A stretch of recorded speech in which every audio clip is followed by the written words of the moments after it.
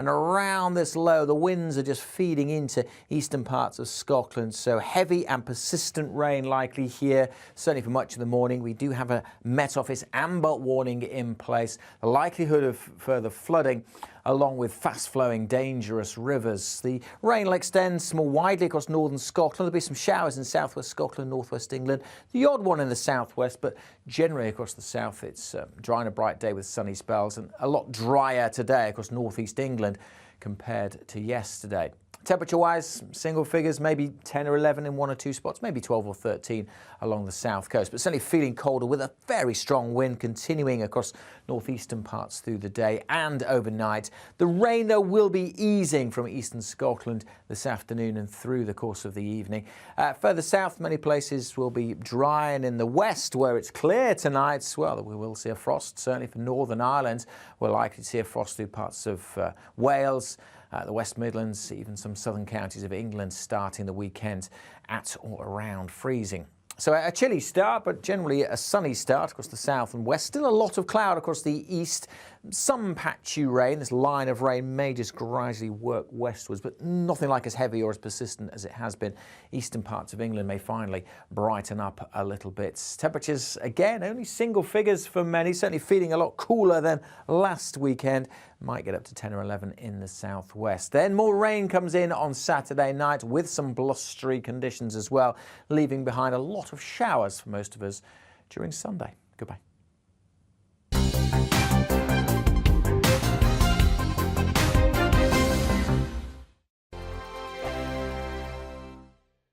Hello there, it's Eamonn Holmes here from Breakfast on GB News. We're not just on your television and your screens, you know. We're on DAB plus digital radio, so you can listen to your favourite shows on the move. If you've not yet listened to GB News Radio, it's very simple. We're on your radio player and TuneIn apps, on your smart speaker, phone or tablet, or online at gbnews.uk. Take us with you wherever you go. GB News Radio. You never have to miss a moment of the People's Channel. Hello, I'm Simon Evans. Join me on GB News for Headliners at 11 p.m, where I'll be joined by two of the country's top comedians as we take a look at tomorrow's newspapers tonight. If it's a big story, we'll be covering it, I guarantee, but we'll also have some fun along the way. That's GB News Headliners at 11 p.m. We won't put you to sleep, unlike some of the other paper review shows out there. So join us, 11 p.m, 7 nights a week. I'm Mark White. As GB News Home and Security Editor, I cover those key issues that are so important to you. Our authorities, our communities doing all they can to combat violent crime. With the public services under unbearable strain, why are we still failing to control our borders? Defence, the first priority of any government, has been continually hollowed out. Can we trust our politicians to protect the armed forces? Join me, Mark White, on GB News. Monday to Thursday on GB News, it's Bev Turner Today from 10 a.m. There's never been a more interesting but also critical time in British politics, and I can't wait to bring you the biggest stories of the day with the best factual accuracy and also a few of my own opinions thrown in. We'll engage in passionate but always polite debate with your thoughts and opinions at the centre of it all. Monday to Thursday, 10 till 12 on TV, on radio and online. Every morning from 6 o'clock, we'll wake you up with GB News Breakfast with all the stories you didn't know from the night before. So whether it's serious news, entertainment, or your own views from all over our great nation, we're here to kick off your day with a smile. And the national media should be reflecting and reporting what's happening here. You will notice the northwestern accents. Whether you're with us on TV, radio, or online, every morning, it's breakfast from 6 a.m. Hope you can join us. Monday to Thursday nights on GB News. At 6, it's Jubes and Co.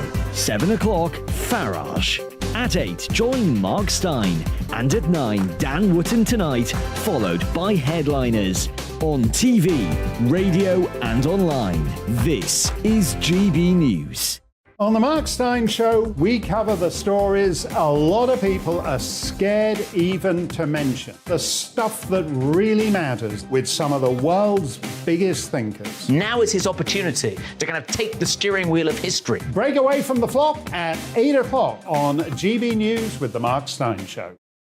We are GB News. And we'd like to say thank you To each and every one of you. for helping our great nation. Find its voice. We're absolutely everywhere. Across England, Scotland, Wales And Northern Ireland. On TV. On radio. and online. We're proud to be the People's Channel, Britain's News channel.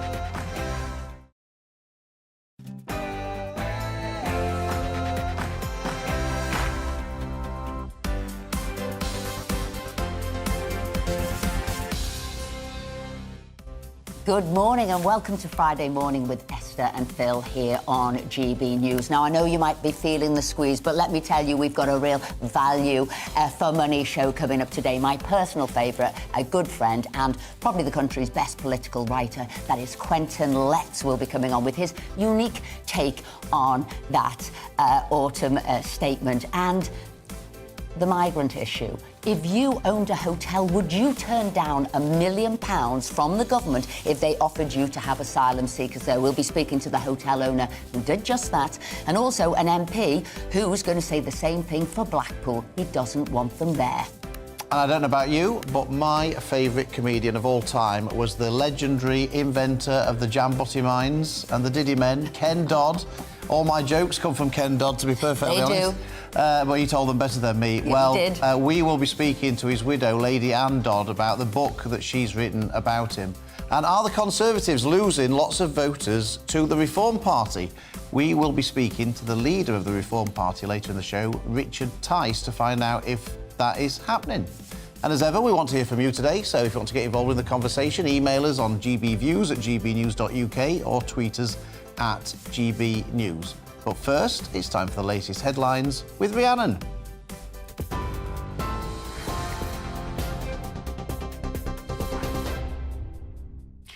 Thank you, Phil. Good morning. It is 3 minutes past 10. Your top stories from the GB newsroom. The Chancellor's defended his economic plans announced in yesterday's autumn statement as the right thing to do.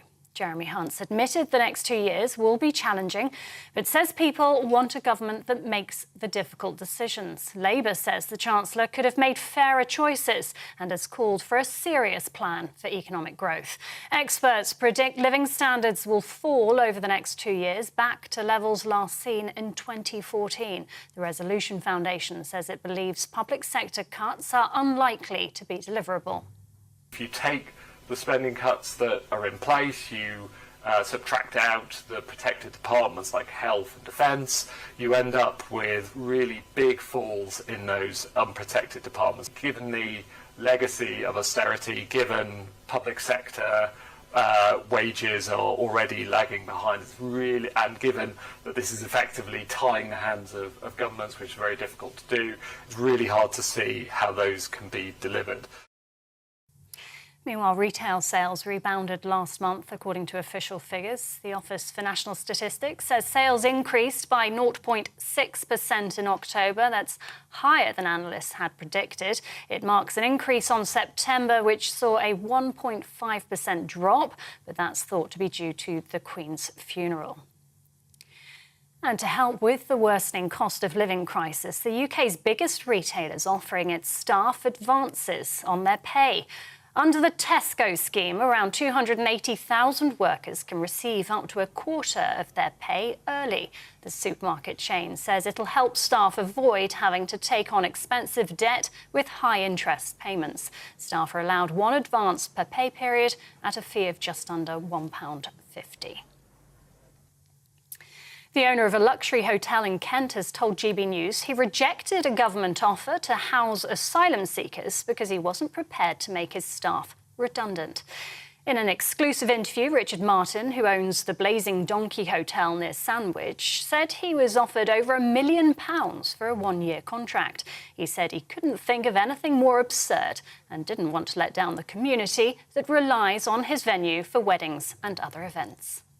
This is used exclusively for our special events, mainly weddings, and we've hosted 2,500 in here since we created this space, and so for the asylum seekers that were intended to stay here, absolutely no purpose. In other news, a Swedish prosecutor has said damage to the Nord Stream pipelines in the Baltic Sea in September was caused by sabotage. Investigators have found traces of explosives at the site of the damaged gas pipelines linking Russia and Germany. Swedish and Danish authorities are investigating 4 holes in the pipes. Russia has claimed British Navy personnel were responsible, allegations the MOD denies. Japan's warning a missile fired by North Korea overnight had sufficient range to reach the US mainland. US Vice President Kamala Harris has called the launch a brazen violation of multiple UN resolutions and has condemned North Korea's actions. It's the latest in a series of missiles launched by the country this year. Union bosses are warning of serious delays for Heathrow passengers after ground staff walked out over pay. 350 members of Unite, who work for private contractor Menzies, voted to strike for 72 hours. The union says they play a critical safety role at the airport, while Heathrow claims flight cancellations aren't expected. Well, travel expert Simon Calder told us this strike could cause problems for travelling football fans hoping to head to Qatar. You are advised to check with your airline before you travel, but all the airlines I've checked with say, yep, everything's going normally. We shall see once kind of first contact with reality begins, which will be probably in a few hours' time, and of course going into an extremely busy weekend in terms of the World Cup.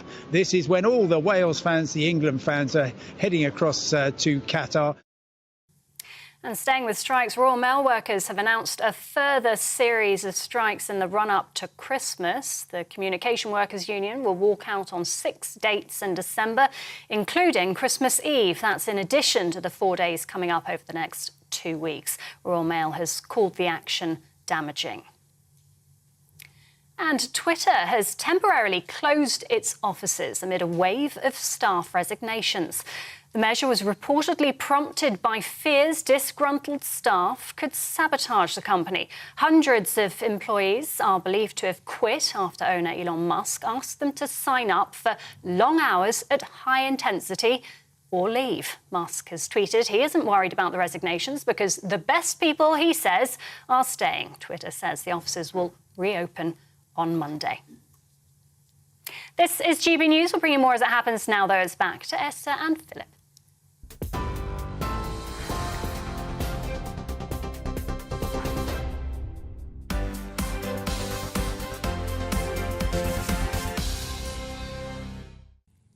Thanks, Rhiannon. Now, we all know we're going to be paying more tax as a result of yesterday's autumn statement. But how did that go down with Conservative backbenchers listening to it?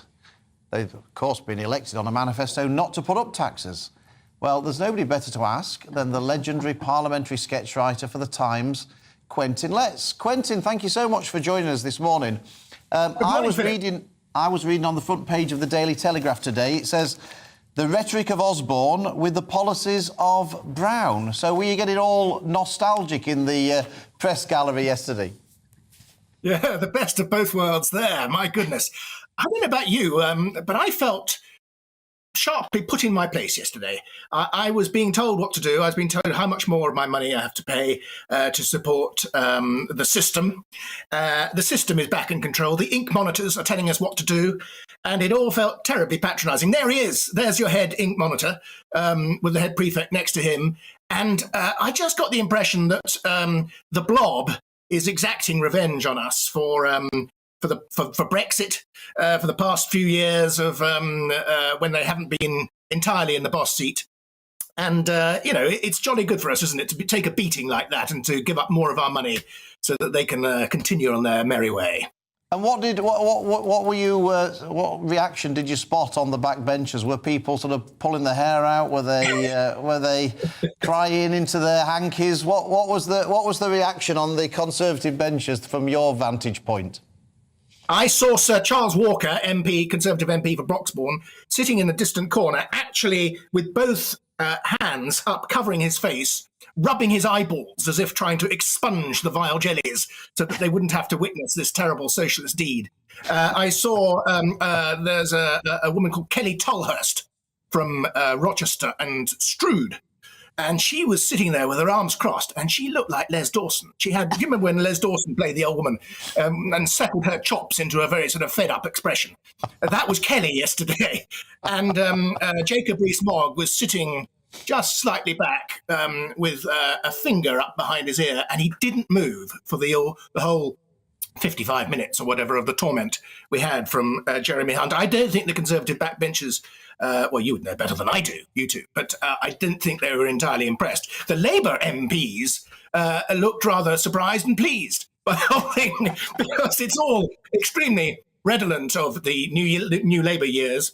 And we even had 2 or 3 Blairites being given jobs by the government. So we're just back. I mean, we're just back, basically, to 1997, but with higher tax rates. And I was going to ask you about that. When the name Patricia Hewitt was announced as doing the efficiency review for the NHS, somebody, Hunt, actually called for her resignation back in 2007. So I just wondered again, what was the reaction of the MPs, particularly the Conservative MPs, to go, oh my gosh, this is Blair? Well, in the tribal pit of the Commons, as you know, Esther, there was a lot of yah-booing from the Tories, pointing at Labour, saying, ha, ha, ha, we've got one of yours. But I think it then took about 2 seconds before they realised, oh, my goodness, it's that ghastly creature, Hewitt. And she, of the treacliest, stickiest, most annoying voice in politics. And she's going to be back telling us how to behave ourselves. It's sort of almost beyond belief that Patricia Hewitt should come back. I mean, next we'll have Jeff Hoon back in the Ministry of Defence.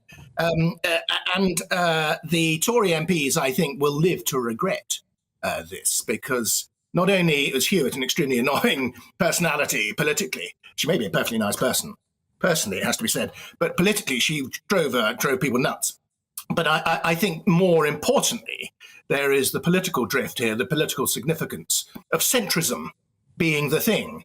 And really, you've got a Conservative leadership that is running scared of the establishment, is running scared of the blob. It's appeasing Whitehall. And it's a sorry thing to see when they've got a majority of 80.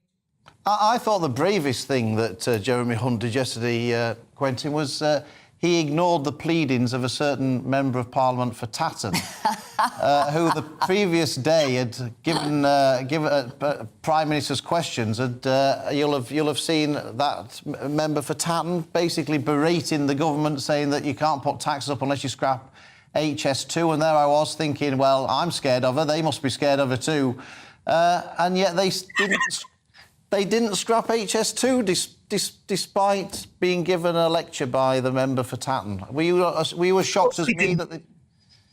Of course they didn't. It's one of their grand projets. They're just like the French, and they love these things, the blob, because they can go to the openings, they can give out contracts to big building companies. There may be, who knows, there may be a little bit of gravy in that, and also they can pose and pout and preen. This is the sort of thing that the elite loves. And they can then maybe, when they'll be the only ones able to afford the tickets, so they can ride up and down on the things when it's eventually built in about the year 2060, by the time we'll all be pushing up the daisies. But the Member for Tatton, Esther, you were not alone, because yesterday I think Sir Edward Lee had a go, or somebody did, and said, what about this stupid thing which is costing, according to one estimate this week from another MP in the Commons, 147 billion. And Jeremy Hunt replied, no, because it's very important to keep infrastructure going. Well, what about the infrastructure, not only of our souls and of our morale, but also of our personal finances? And that seems to get forgotten and pushed to one side, because the big establishment projects are more important somehow. It's lunacy. And there is also, for instance, I mean, people say, Quentin, saving... Will you stay with us there? Because I want to bring somebody else in who wrote a report, who used to work for Boris Johnson as an advisor on transport, and that's Andrew Gilligan is with us, saying that HS2, what basically a waste of money. It isn't going to have the benefit that people talked about. It isn't going to do the levelling up people talked about. It could go as high as 200 billion. And yet what we have seen is people up and down the country now going to be squeezed, going to be paying all that extra taxes, where really an out-of-date project that isn't value for money could have been scrapped. So stay with us, Quentin, and here's Andrew Gilligan. Esther, that is absolutely right. This is a ludicrously bad project. Even the government admits the official benefit-cost ratio, which they quietly published in June this year, admits that for every £1 the country spends on it, it will get back, over 60 years, mind, 90p worth of benefits. And so, you know, this isn't going to help growth. It's going to harm growth. It's going to take money out of the economy. I thought you were a fan of HS2 when you were in Downing Street. No, Andrew, I did my level best to get it killed. I managed to get the, managed to help get the eastern leg chopped off, but Boris was a big fan. But people are saying, and we've also got Laurie Lurd as well, top economist with us, people are now saying that that really was the start of the end for the Conservative Party with that, statement there, that financial statement there. What do you think, Andrew? What, the one yesterday? Yes. Look, I can see the strategy. I think they pitch everyone into gloom. They say it's all terrible. Everything's really difficult, highest taxes since the war, and then next year and the year after, they can start saying, actually, it's getting better, inflation is on the way down, interest rates are down, look, we're fixing it, and here's some tax cuts. I think that's probably the strategy. Load on the pain now, and then it all makes it look better in a year's time. Laurie? But we haven't loaded on the pain now. Exactly. We have given people what appears to be a brutal assessment. Jeremy Hunt is trying not to be political. He is trying to be the guy who has a handle on the numbers. I'm going to tell you something you don't want to hear, except for the pain is coming. The pain is coming after an election. So in terms of what's best for the economy, I was happy to see that some of these spending cuts and some of these tax rises are backloaded, because the last thing that we need right now, despite everything that happened with Liz Truss, is a fiscal tightening. We are in a recession, according to the OBR. It doesn't make sense to tighten fiscal policy right now. It's a little bit of, two fingers up to Labour, because you may well be inheriting this. And what I read, it's 80% of those fiscal constraints are going to come after the general election. It's 20% now, 80. I was going to say game of two halves. It was a financial statement of two halves, 80% of it coming after 2025. If Quentin Letts is there? Is Quentin still there? I wanted to ask you, Quentin, Jeremy Hunt has got a very nice bedside manner, hasn't he, really? I mean, he's very soothing to listen to, and he seems very reasonable and whatever. Do you think that if the messenger delivers it in such a nice, calm, amiable way, does the medicine taste any better coming from somebody like Jeremy Hunt, do you think, in Parliament? I think it helps in the arena of the Commons, yes, because that's part of the consideration, and it goes down very well in Whitehall. But I think that the real test will come when people look at their pay packets and see how much tax they are paying. The one good thing about yesterday, philosophically or sort of longer term, strategically, as they say, may be that the name of tax is besmirched and the idea of tax becomes less acceptable. I know that the BBC are always trying to tell us that tax is a wonderful thing, but looking at today's newspaper headlines, you get the impression that maybe tax may not be the most fashionable thing. And so longer term, it may make it, presumably the Tories are going to get wiped out, except for in 2 seats, perhaps, at the next election. It may make it harder for the next government to continue with high taxation. There may be a point at which tax stops becoming a legitimate public communal endeavour and starts looking like legalised theft. And I think we've probably reached that point. See, he's such an optimist, isn't he? He's such an. I wish I could have your boundless optimism. But they won't be happy with the front pages. Years of pain ahead. The Tories have written the script for the end of their days. They cannot be happy with that. I mean, Rishi and Jeremy Hunt could not have been expecting that, could they? They must have thought they'd pulled a rabbit out of a hat. They'd deliver this, and people would take it. Because do you think we are a stoical nation? Did you think they thought we'd take it well? Well, they will be. Probably will have been expecting the Daily Mail to give them a monstering, but my goodness, it's unhappy reading the Mail this morning for the government. The thing about the left is you could never really appease the left. They'll go on attacking you. I mean, if you're a Tory and you try and go to the centre, it happens. Mrs. Thatcher was right. If you try to stand in the middle of the road, you just get mown down both ways. So you get attacked not only by the left, but you also get attacked last night by Jacob Rees-Mogg. And I think there's certainly, I mean, Andrew may be right in that there may be a bit of dressing back to the right before the general election. There may be some of the alarmism may have been very overdone in order to allow a bit of drift back to the right before the election. But I don't know. I reckon it's gone a long way. Quentin Letts, thank you so much for joining us this morning with your unique take on what happened in Parliament. My favourite, absolute favourite political sketch is so funny and just great at caricaturing people, isn't it? You know, like including us occasionally. Yeah, and us as well. I won't say what he said about me. Do you remember? Yeah. Love child. Oh yes, he did. He said you were the love child of Norman Tebbit and Cilla Black, didn't he? You did just say shocking, that. Shocking. Well, let us know what you think. Do you think that describes... we don't want to know that. OK. Anyway, coming up after the break, we'll be speaking to the MP for Blackpool South, Scott Benton, who is making a stand by trying to stop hotels in his constituency being used to house asylum seekers.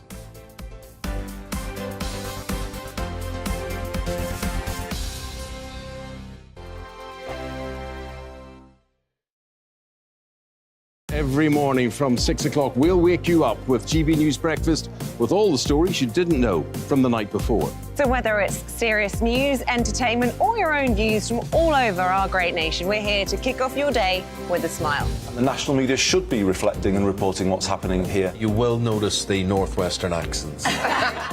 Whether you're with us on TV, radio, or online, every morning, it's breakfast from 6 a.m. Hope you can join us.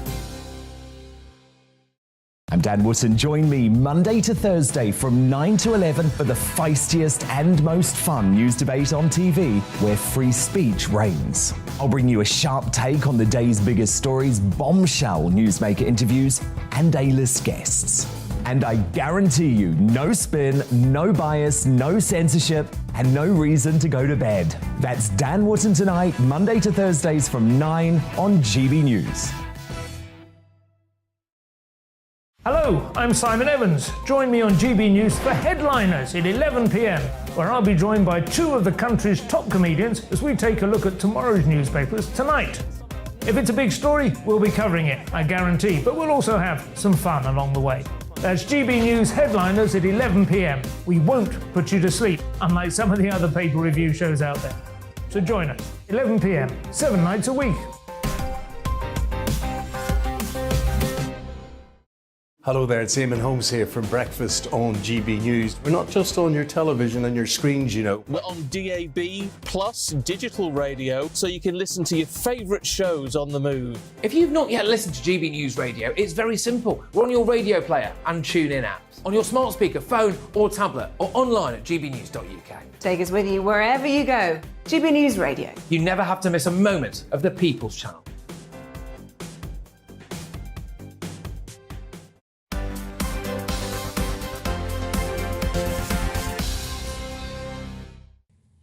The owner of a luxury hotel in Kent has told GB News he rejected a £1.1 million government offer to house asylum seekers for a year. Joining us now is our home editor, Mark White. Mark, thanks for joining us and bringing the story from Kent. I'm guessing that the owner of this hotel is the toast of the local community, is he? Oh, he is. It is incredible. He's had, since this story aired, 1,000 separate emails that have been sent to him, hundreds of telephone calls and social media posts. It's incredible the cut through that this story has. Now, where we are is in the bridal suite here in the Blazing Donkey Hotel. And Esther, if Philip's got his romance on, he could do worse than take you here. Beautiful 4-poster bed there, lovely firm mattress, and through here, through the double doors, is a great big bathroom with a 2-metre sunken bath in here, definitely big enough for two. Is this really what our esteemed Immigration Minister Robert Jenrick meant when he said that asylum seekers should be in basic accommodation. I don't think so. You can't really describe the facilities here as basic. And we're joined, as you can see here, by Richard Martin, the owner who turned down this £1.1 million offer from this Home Office contractor. You must have been tempted, were you? Not in the slightest. There was never any question, because our business would have been destroyed overnight, as well as having the number of staff that we do, which is significant, 25 in the low season, 50 in the high. We've got all of our customers that have events and weddings booked to take place here over a number of years in the system. So tempting insofar as, yes, let's take a big hit very short term, but for the long term, we're a family business, been here since '92, so we're not going anywhere, we're staying. And Philip and Esther, we can give you a shot actually out of the window here from the bridal suite, looking down on the pavilion there where lots of photographs are taken of the bride and groom, and then the marquee over there that can house some 240 people. It is incredible. Now, Richard is on an earpiece as well, so he can certainly take some questions from you, Esther and Phil, if you want to speak to him. One of the things that this hotel is also famous for is being one of the country's top glamping sites. But the glamping huts and tents here are luxurious. They've got copper bathtubs in them. They are really beautiful, and the asylum seekers would have been housed in those huts as well. Can I just ask, how did the Home Office approach you, and how did you reply back to them? Okay, originally the first contact we had was via an email from a booking agent that are contracted by the government to approach hotels. It was an intriguing email because it had the promise of 100% occupancy, didn't mention the rates.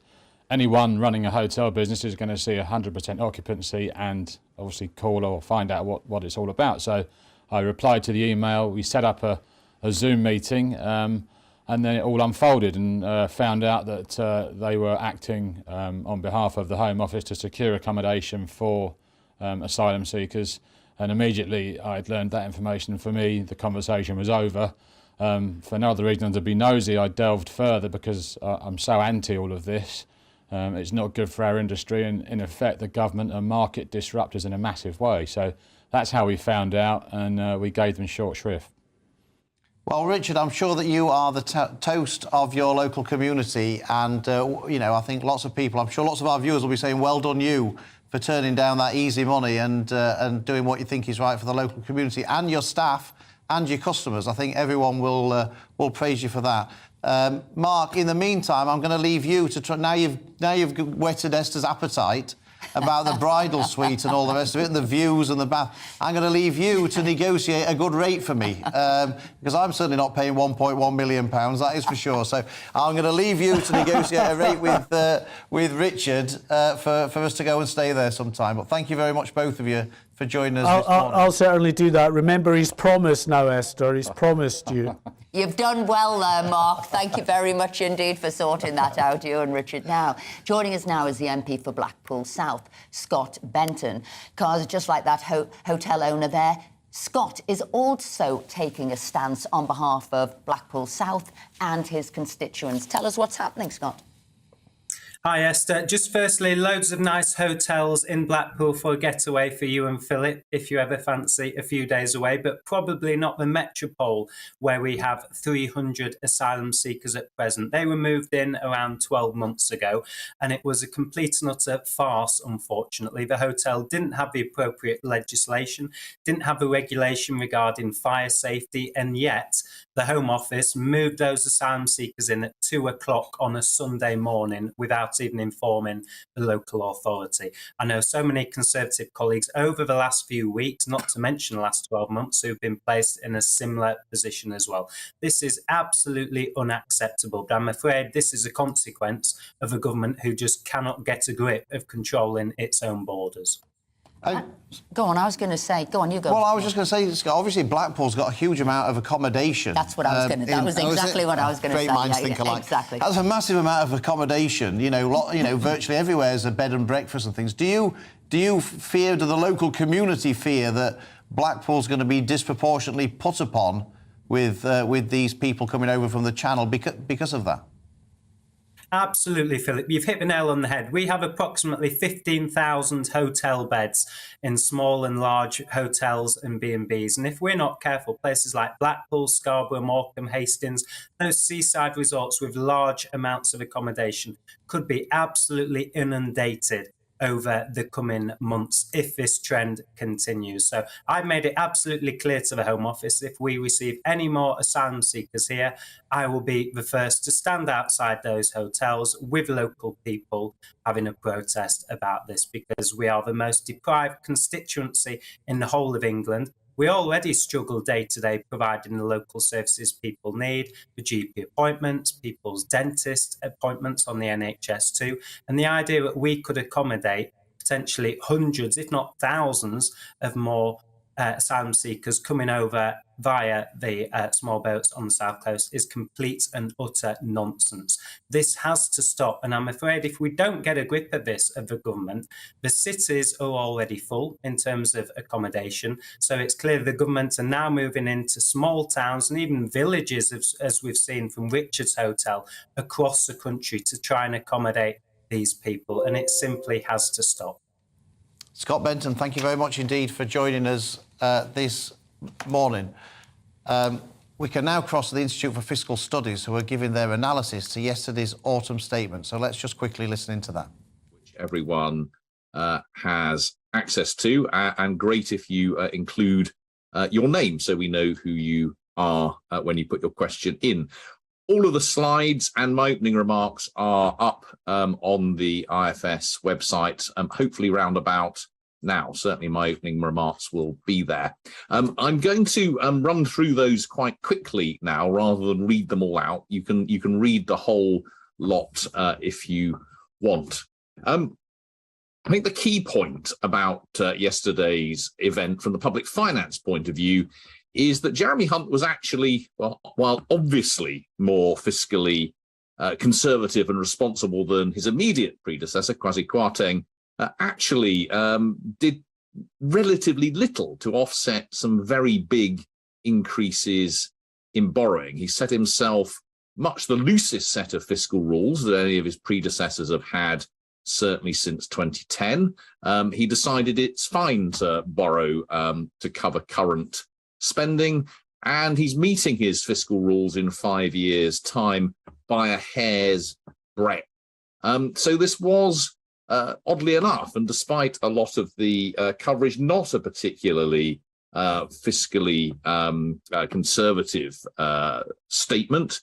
Mr. Hunt really did, I think, the minimum he felt he could get away with, or the minimum he felt he needed to do in order to regain some fiscal credibility. And nearly all of the tightening that he's doing is coming after the next election. There's not very much at all happening over the next couple of years. Indeed, spending is rising over the next couple of years. Now, given the precarious state of the economy and uncertainty surrounding the forecast, there is some good reason for that. He's clearly hoping for good news coming along later on, so the spending cuts that he's effectively penciled in post-election aren't needed.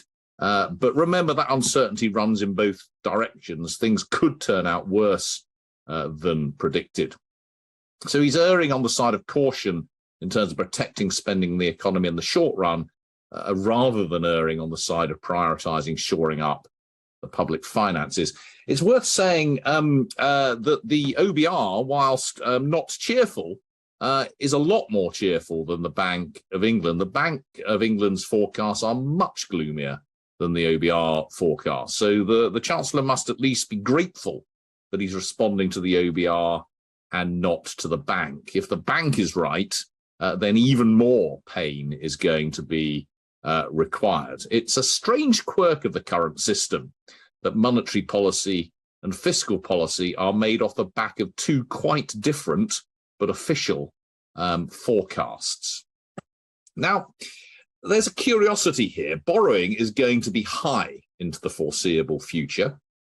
Tax is going to be very high indeed. Indeed, our tax burden is going to settle at its highest level in history relative to national income. So lots and lots of borrowing and lots of tax revenues.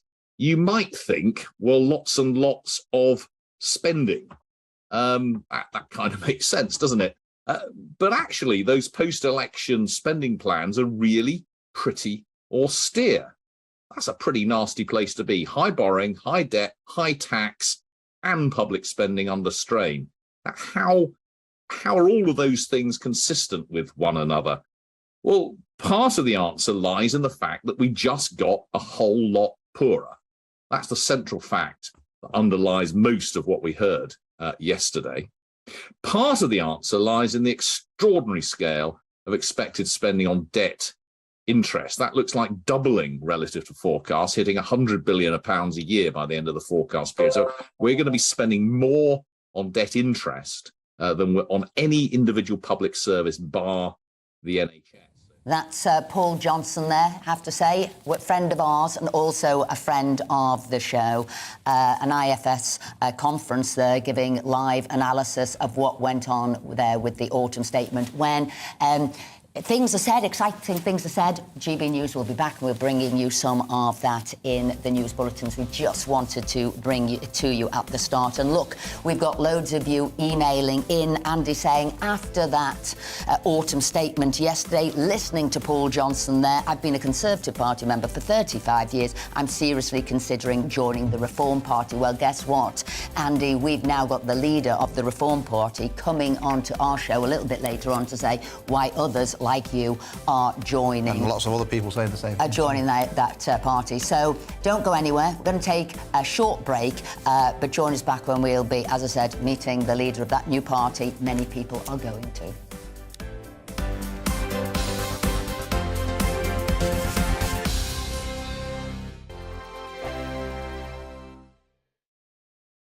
We are GB News, and we'd like to say thank you to each and every one of you for bringing us your conversations, for helping our great nation find its voice. We are here for you on radio, television, and online, across England, Scotland, Wales, and Northern Ireland. It's not the BBC, you actually get your facts right. We are proud to be GB News, the People's Channel, Britain's news channel.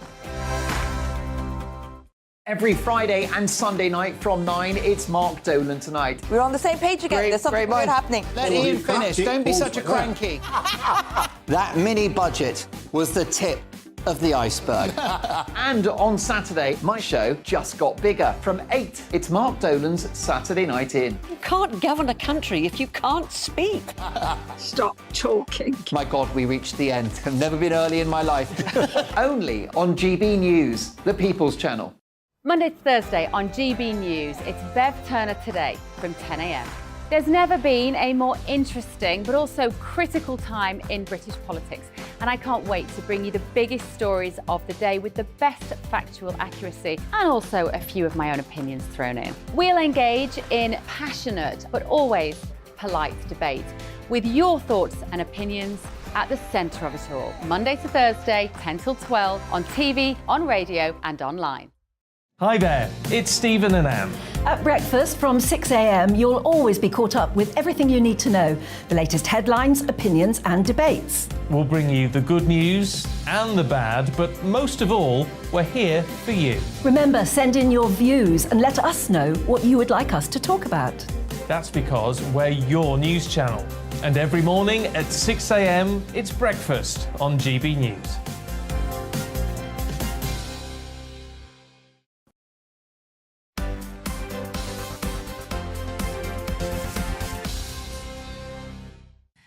Welcome back. It's 10:40. You've been getting in touch with us. David said here, may I commend the owner of the luxury hotel who turned down £1 million to house so-called asylum seekers. What worries me is that the Home Office could even consider putting asylum seekers up in this luxury hotel. No wonder they come here in their thousands.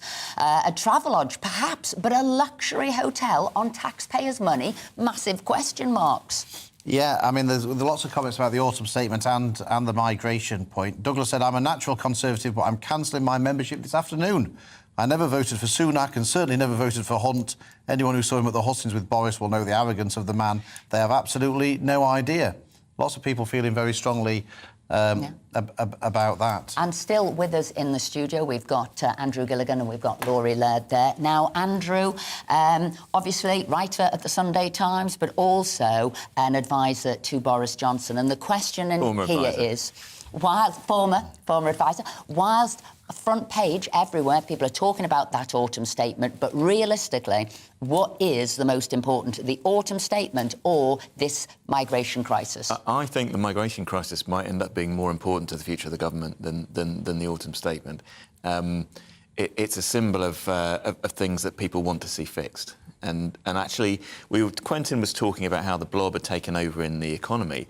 That's not the case in the Home Office. You've got a Home Secretary there who essentially speaks for the instincts of the British public. The issue is whether the government can deliver on that wish to get small boat migration down. Is it because people feel more strongly about the issue than they do about how much taxes they're paying, or is it because it goes to the heart of whether or not the government's competent or not? I think it's a simple thing to understand. You know, Brexit was predicated on control of the borders, and we promised to control the borders, and I think exerting greater control is going to be really important to the government's future re-election prospects. Laurie, we're looking at lots of comments here. Martin says the taxing of the self-employed using vans but not affording cars will pay an extra £800 on them. The epitaph at the end of 2024 sooner will be the taxes killed us all, is what Martin said. I mean, how angry do you think people will be when they start getting their the pain, when they start getting their pay slips and seeing how much extra tax they pay? Let's see whether this actually comes to pass. You know, again, most of these tax hikes are coming in a couple of years' time. We'll have moved from this story and on to something else, and it may well be migration. We haven't got a handle on migration, and we were promised that after Brexit this would magically allow us to do this. The budget's a two-day story. In fact, I'm surprised to be here on day two with this. I'm very flattered, but I'm always surprised at how long, with the attention that fiscal statements get here. A lot of what we're talking about with the fiscal statement is based on estimates. We just had Paul Johnson talking about forecasts, how the OBR forecast was different than the Bank of England forecast. We are talking about forecasts. But do you think equally then, to have given that autumn statement about the squeeze, how much more tax you're going to pay, stealth taxes, all of these things, at the same time, where people will see people who've never paid into the system, asylum seekers coming over, illegal immigrants coming over and going into luxury hotels. I mean, surely those two stories side by side must make people's blood boil. Tell me about this. Do you think that people will meld those two stories? I certainly do. At the moment, probably not, but as we go forward. Yeah. But I think one of the problems when people say, I can't afford, I don't know, my shopping, it's gone up by such and such amount. I can't go out as many times as a week as I want to. I can't afford this, that or the other.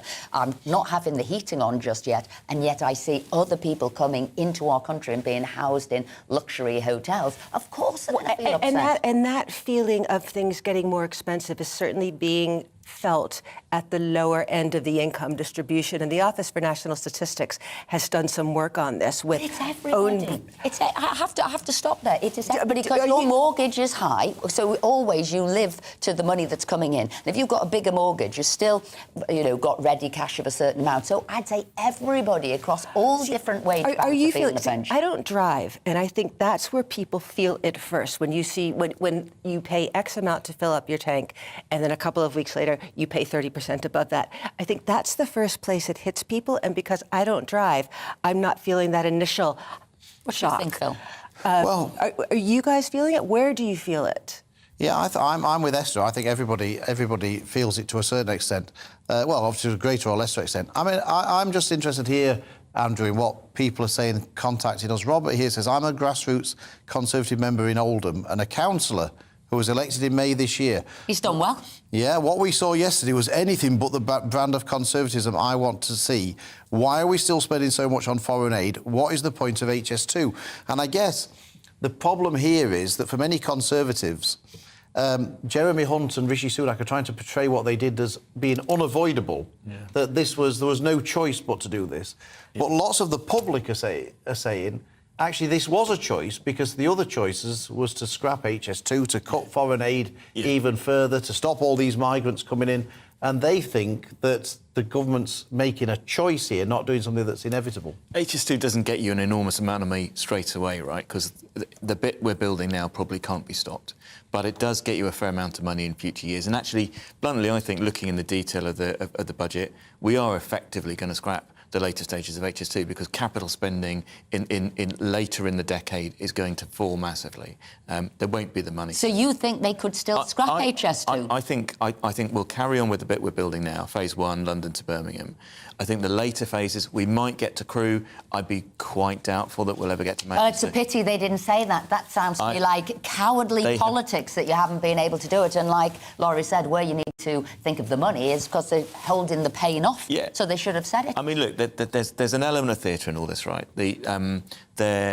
They're loading on the pain now, the feeling of pain, but they want to try and wind it down a bit later. Thanks very much, Andrew. Now, let's move on to the next story. Ukraine has demanded more Western air defences after the deaths of 2 people in Poland from a rogue missile, which has threatened a NATO confrontation with Russia.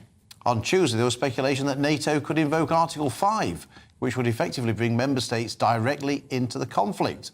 To explain the situation further, we're now joined by former British Infantry Commander Richard Kemp. Richard, thanks for joining us. There seems to have been a lot of confusion this week. We started out by hearing that this missile had definitely come from Russia. Then we were told, well, actually, it may well have been from Ukraine trying to intercept a missile. Are we any the wiser as to what was the actual source of this missile that killed people in Poland? Well, although we haven't seen definitive assessment of it, particularly by the Americans, who are probably the best placed, or indeed our own government, who are best placed to give an assessment, it appears from President Biden's remarks and from what we've heard coming out of the US that this was a Ukrainian interceptor fired at a Russian missile coming in. So obviously an accident. And I think, frankly, right from the early stages, the idea that a Russian missile would have landed in Poland in a relatively open area, a single missile, would almost certainly have been an accident anyway. It wouldn't have been a part of a deliberate attack on Poland. So I think that was relatively clear from the beginning. I doubt that picture will change very much. And so, I mean, if I was being cynical, I would say that maybe it did come from Russia, but the NATO allies were desperate not to get sucked in directly into a war, and therefore it was easier to say that, well, it didn't come from Russia. Would that be overly cynical to think that that might be the case? I think it's unlikely to be the case. I think if US or British governments are saying that it's a Ukrainian interceptor, that's probably what it is. If they're accurate in the technical information they've got. But frankly, even if it was from Russia, it's not a cause for war. Can I just stop you there a sec, Richard? I say that because Philip and I were in Washington, D.C., speaking to the American advisors there, and a very straight question, actually, Philip, you put to them, should this happen? And we gave this as an example of what could happen. They said straight away, Philip, the answer was? Well, they said that they would protect the integrity of NATO territory, every inch of NATO territory. But like I say, I mean, just tell people, Richard, about Article 5 and what it actually means in practice, if it is invoked. Yeah, I mean, Article 5 means that an attack on one nation of NATO is an attack on all nations of NATO. It doesn't specify what the response must be. It doesn't say that every single nation must join a military response, although that would be expected if it was if it was necessary. For example, after 9/11. That was invoked as an Article 5 attack on the US, and other NATO countries were required to assist America, not all by going to war, but in various different ways. But I go back to the point I was beginning to make, which is that an accidental attack on a country, even if it's an enemy country, is not necessarily an act of war. Russia is responsible for what it did. Russia's responsible even if it was a Ukrainian anti-missile system. But it doesn't necessarily mean that should trigger a war. In fact, I would argue that if it was accidental, fired by Russia, then it should not trigger a war. And we've seen examples earlier this year there was an Indian missile fired accidentally into its enemy Pakistan. That didn't trigger a war. There was a Turkish anti-aircraft system shot down a Russian combat airplane a few years back. That didn't trigger a war either. So I think, while it doesn't, remove any of the blame from Putin, I don't think it's the same thing as deliberate aggression. Richard, thank you very much indeed for joining us this morning and filling us in on that. But he said the key word there, accidental, Yeah, exactly, where if it had been deliberate, and as I said, they were very hawkish in the States when we were there, and they said that would, for us, trigger Article 5. And I just want to put that across because many people have been concerned about what could happen there and how close we were to something happening. Now, to something completely different, as Monty Python used to say. Everyone will fondly recall the man behind the Jambutti Mines and the Diddy Men, known as the Professor of Comedy, whose marathon sessions were legendary. I'm talking, of course, about the one and only Ken Dodd. And his song, Happiness, Happiness, the greatest gift that we possess. Well, those were certainly words that he lived by. Joining us now to discuss the book about his life is his widow, Lady Anne, and writer Tony Nicholson. Well, I was a friend of Ken there, used to go to his Christmas parties, those famous ones, Wootton Hall in Liverpool. What a man, what a life. And I just want to know where it all came from. He was a genius. Where did it all come from, Anne? And where was that drive to be performing right to the end? You're quite right. He did his last shows actually in December 90, and I beg your pardon, when he was 90, in 1917. And last show was 28th December, and then he passed away in the following March. How he kept that energy up, I don't know. He did a full 5-hour show. I've been to see him so many times, you wouldn't believe how many. I could virtually do his act for him, to be perfectly honest, if he ever lost his place. But how did he remember all of those jokes, Tony? What was it that made it? Because you have to have a terrific memory to remember all those jokes. Yeah, and it was incredible. People don't tend to pick up on that. What a great memory he did have, because he never did the show quite in the same order every time, or he changed the material a bit. So how he knew after 5 hours whether he'd done something or not, who knows? You know, he got an incredible brain. He was much brighter than most comedians. Say he was a great character, great British personality, wasn't he? He could see the good in everything, but he had a very difficult beginning in life, didn't he? No, only in his health-wise. At the age of 2, he had double pneumonia, and in those days, you know, he was born in 1927. He did have pneumonia, and of course, he had to just live through the crisis, which he did. They did bring different people in, and somebody was praying, and he did have a strong faith. Probably based on that, really, knowing the stories from when he was very small. But he had a nice childhood, didn't he, Anne? Oh, wonderful. Absolutely wonderful. When you talk about the length of a show, he used to say, I never do the same show twice, because he would move things around and to keep it lively. And he used to say, you've got to refresh yourself every few years and to keep up there, which he did, which was amazing. Well, when you all think the changes in comedy.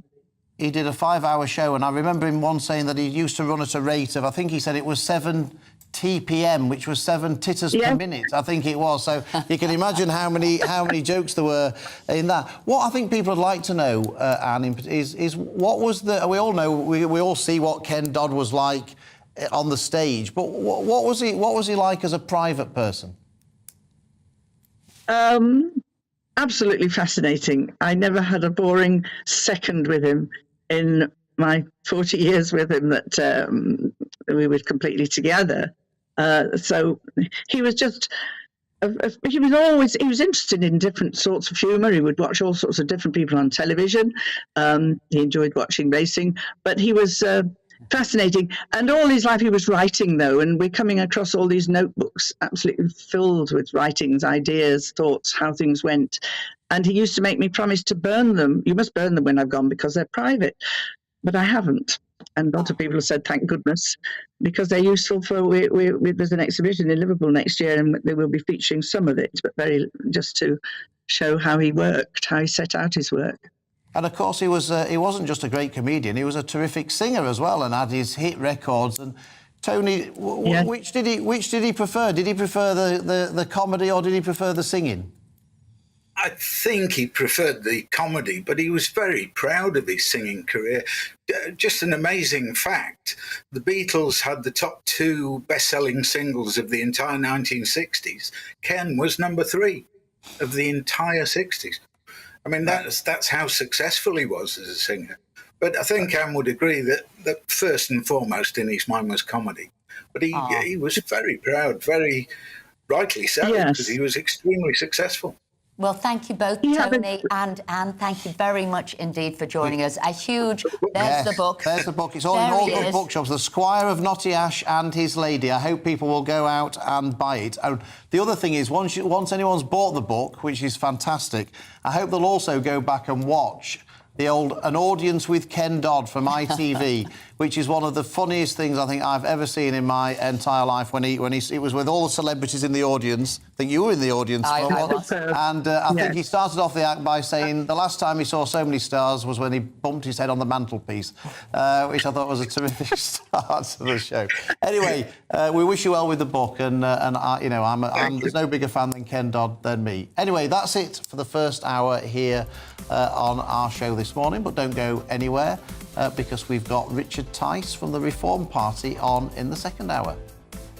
Don't miss my brand new GB News show, Gloria Meets. In exclusive interviews, I'll be finding out who our politicians really are and what they really think. I think I've seen probably quite enough of Matt Hancock to last me a lifetime. I'll also be getting to know you better, travelling to find out what you think about the politicians who are fighting for your vote. They've got to get this country back on track. Join me every Sunday at 6 p.m, only on GB News, on TV, radio and online.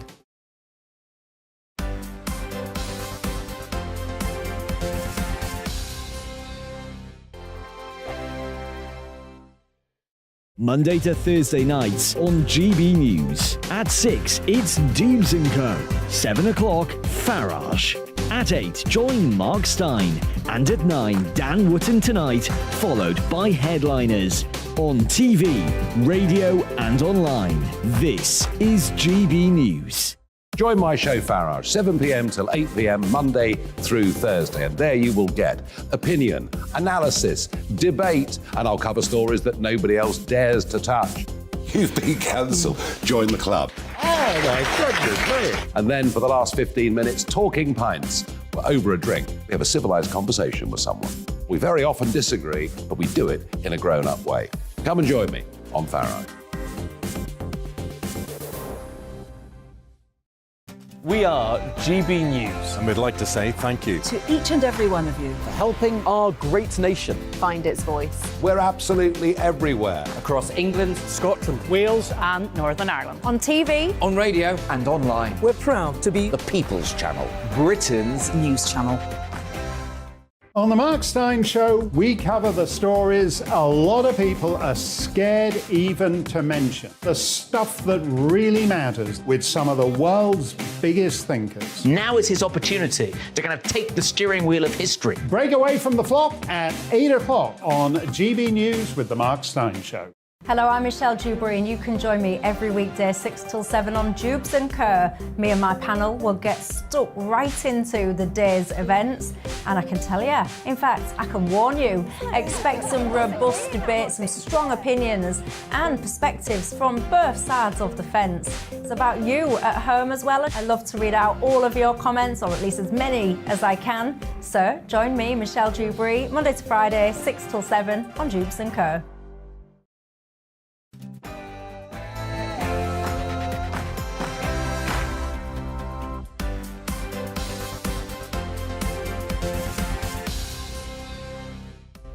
Hello and welcome back to Friday Morning with Esther and Phil here on GB News. We'll be having Liam Halligan in the studio with us. Laurie Lurd is staying with us as well to talk about that autumn statement. Pain is on its way, but not on this show. We've got lots of fun as well. And we've also got the head of the Reform Party, Richard Tice, joining us on the studio to tell us about how many people are leaving the Conservative Party to join his party. And also, are you the sort of person who wakes up in the morning but has to snooze a couple of times before you wake up? Yep. That's him. Or, like me, do you jump out of bed straight away? Well, we'll be talking about that. What's best, a snoozer or getting up and out straight away? And as ever, we want to hear from you today, so get involved in the conversation. Email us on gbviews@gbnews.uk or tweet us at gbnews. But before all of that, it's time for the latest headlines with Rhiannon.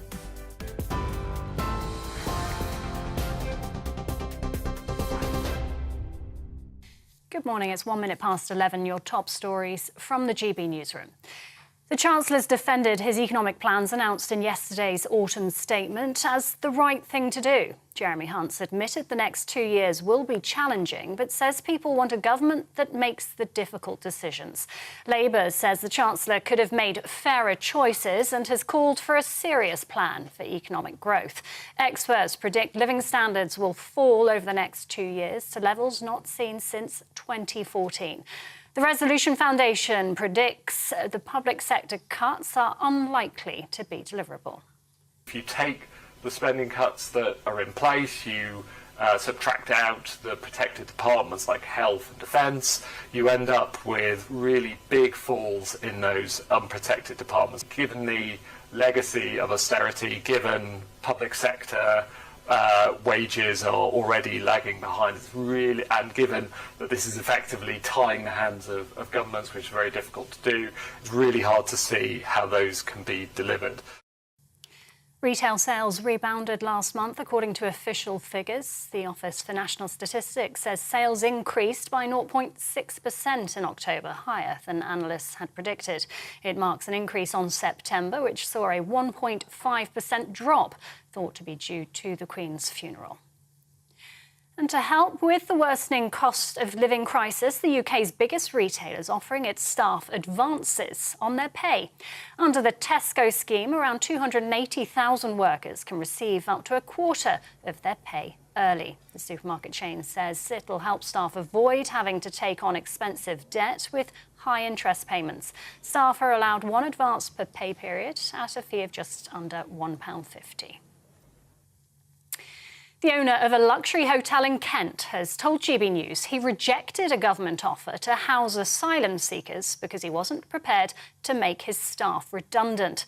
In an exclusive interview, Richard Martin, who owns the Blazing Donkey Hotel in Sandwich, said he was offered over £1 million for a one-year contract. He said he couldn't think of anything more absurd and didn't want to let down the community that relies on his venue for weddings and other events. This is used exclusively for our special events, mainly weddings, and we've hosted 2,500 in here since we created this space, and so for the asylum seekers that were intended to stay here, absolutely no purpose. In other news, a Swedish prosecutor has said damage to the Nord Stream pipelines in the Baltic Sea in September was caused by sabotage. Investigators have found traces of explosives at the site of the damaged gas pipelines linking Russia and Germany. Swedish and Danish authorities are investigating 4 holes. Russia has claimed British Navy personnel were responsible, allegations the MOD denies. Japan is warning a missile fired by North Korea overnight had sufficient range to reach the US mainland. US Vice President Kamala Harris has called the launch a brazen violation of multiple UN resolutions and has condemned North Korea's actions. It's the latest in a series of missiles launched by the country this year. Back here, union bosses are warning of a serious delay, or serious delays, I should say, for Heathrow passengers after ground staff walked out over pay. 350 members of Unite, who work for private contractor Menzies, voted to strike for 72 hours. The union says they play a critical safety role at the airport. Heathrow, though, claim flight cancellations aren't expected. Well, travel expert Simon Calder told us the strike could cause problems for travelling football fans heading to the World Cup in Qatar. You are advised to check with your airline before you travel, but all the airlines I've checked with say, yep, everything's going normally. We shall see once kind of first contact with reality begins, which will be probably in a few hours' time, and of course going into an extremely busy weekend in terms of the World Cup. This is when all the Wales fans, the England fans are heading across to Qatar. And staying with strikes, Royal Mail workers have announced a further series of walkouts in the run-up to Christmas. The Communication Workers Union will walk out on 6 dates in December, including Christmas Eve. That's in addition to the 4 days coming up over the next 2 weeks. Royal Mail has called the action damaging. And back to Qatar, well, it's reportedly set to announce that no alcohol will now be sold at the World Cup. The tournament's due to begin in just 2 days' time in the Islamic country. Fans had previously been told they would be allowed to drink within the ticketed perimeter surrounding each of the 8 stadiums. But it's understood major World Cup sponsor Budweiser will still be allowed to sell beer at some selected fan zones. And Twitter has temporarily closed its offices amid a wave of staff resignations. The measure was reportedly prompted by fears disgruntled staff could sabotage the company. Hundreds of employees are believed to have quit after owner Elon Musk asked them to sign up for long hours at high intensity or leave. Musk has tweeted he isn't worried about the resignations because the best people, he says, are staying. Twitter says the offices will reopen on Monday. This is GB News. We'll bring you more as it happens. Now, though, it's back to Esther and Philip.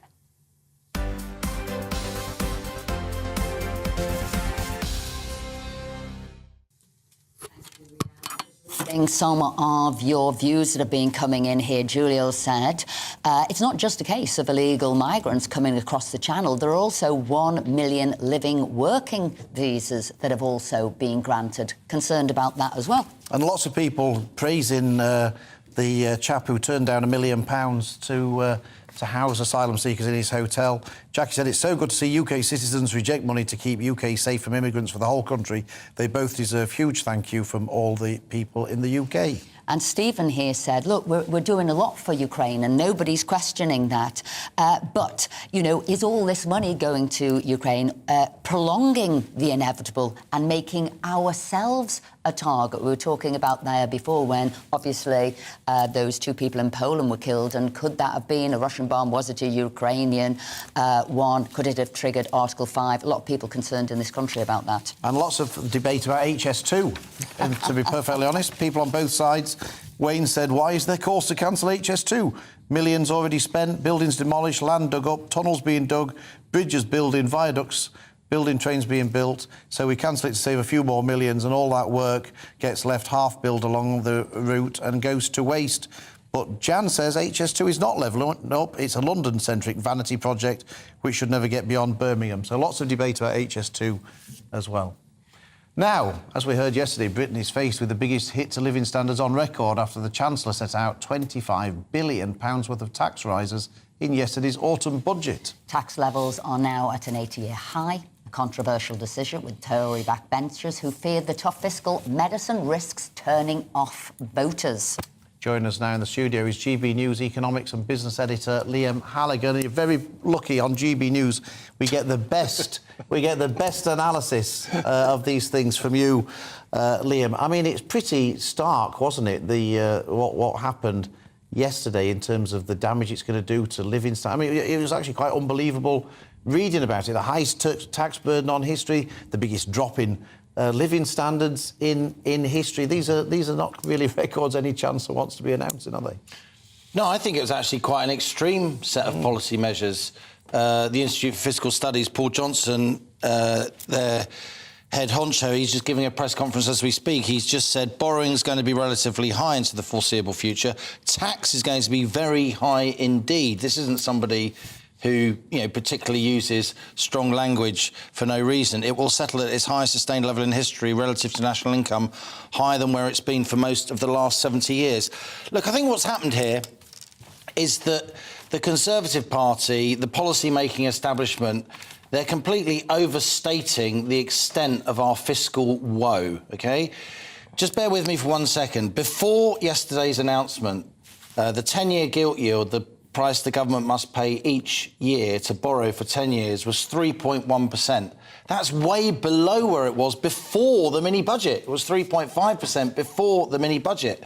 So it's not as if we are in fiscal dire straits, though there is, of course, weakness and fragility. But you look at our national debt compared to other comparable countries, France, the US, Canada, our national debt as a share of our GDP is actually relatively low among the G7 economies.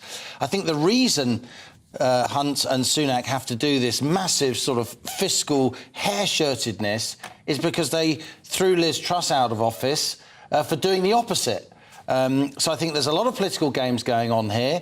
I think they're being pretty disingenuous. They're not raising headline tax rates. It's all about stealth taxes, dragging us into higher tax thresholds across a range of things, not just income tax, capital gains tax, inheritance tax, qualification for child benefit, dividends. I mean, right across the board, a kind of sleight of hand, not raising headline taxes, keeping the thresholds frozen as inflation rises, and the spending cuts they're talking about. Will they happen? We don't know. They're all sort of backloaded for after 2025, which is after the next general election. So it seems to me there's lots of game playing going on here, just like there was lots of spin before the budget. It would be absolutely ghastly. So now we think it's not all that bad.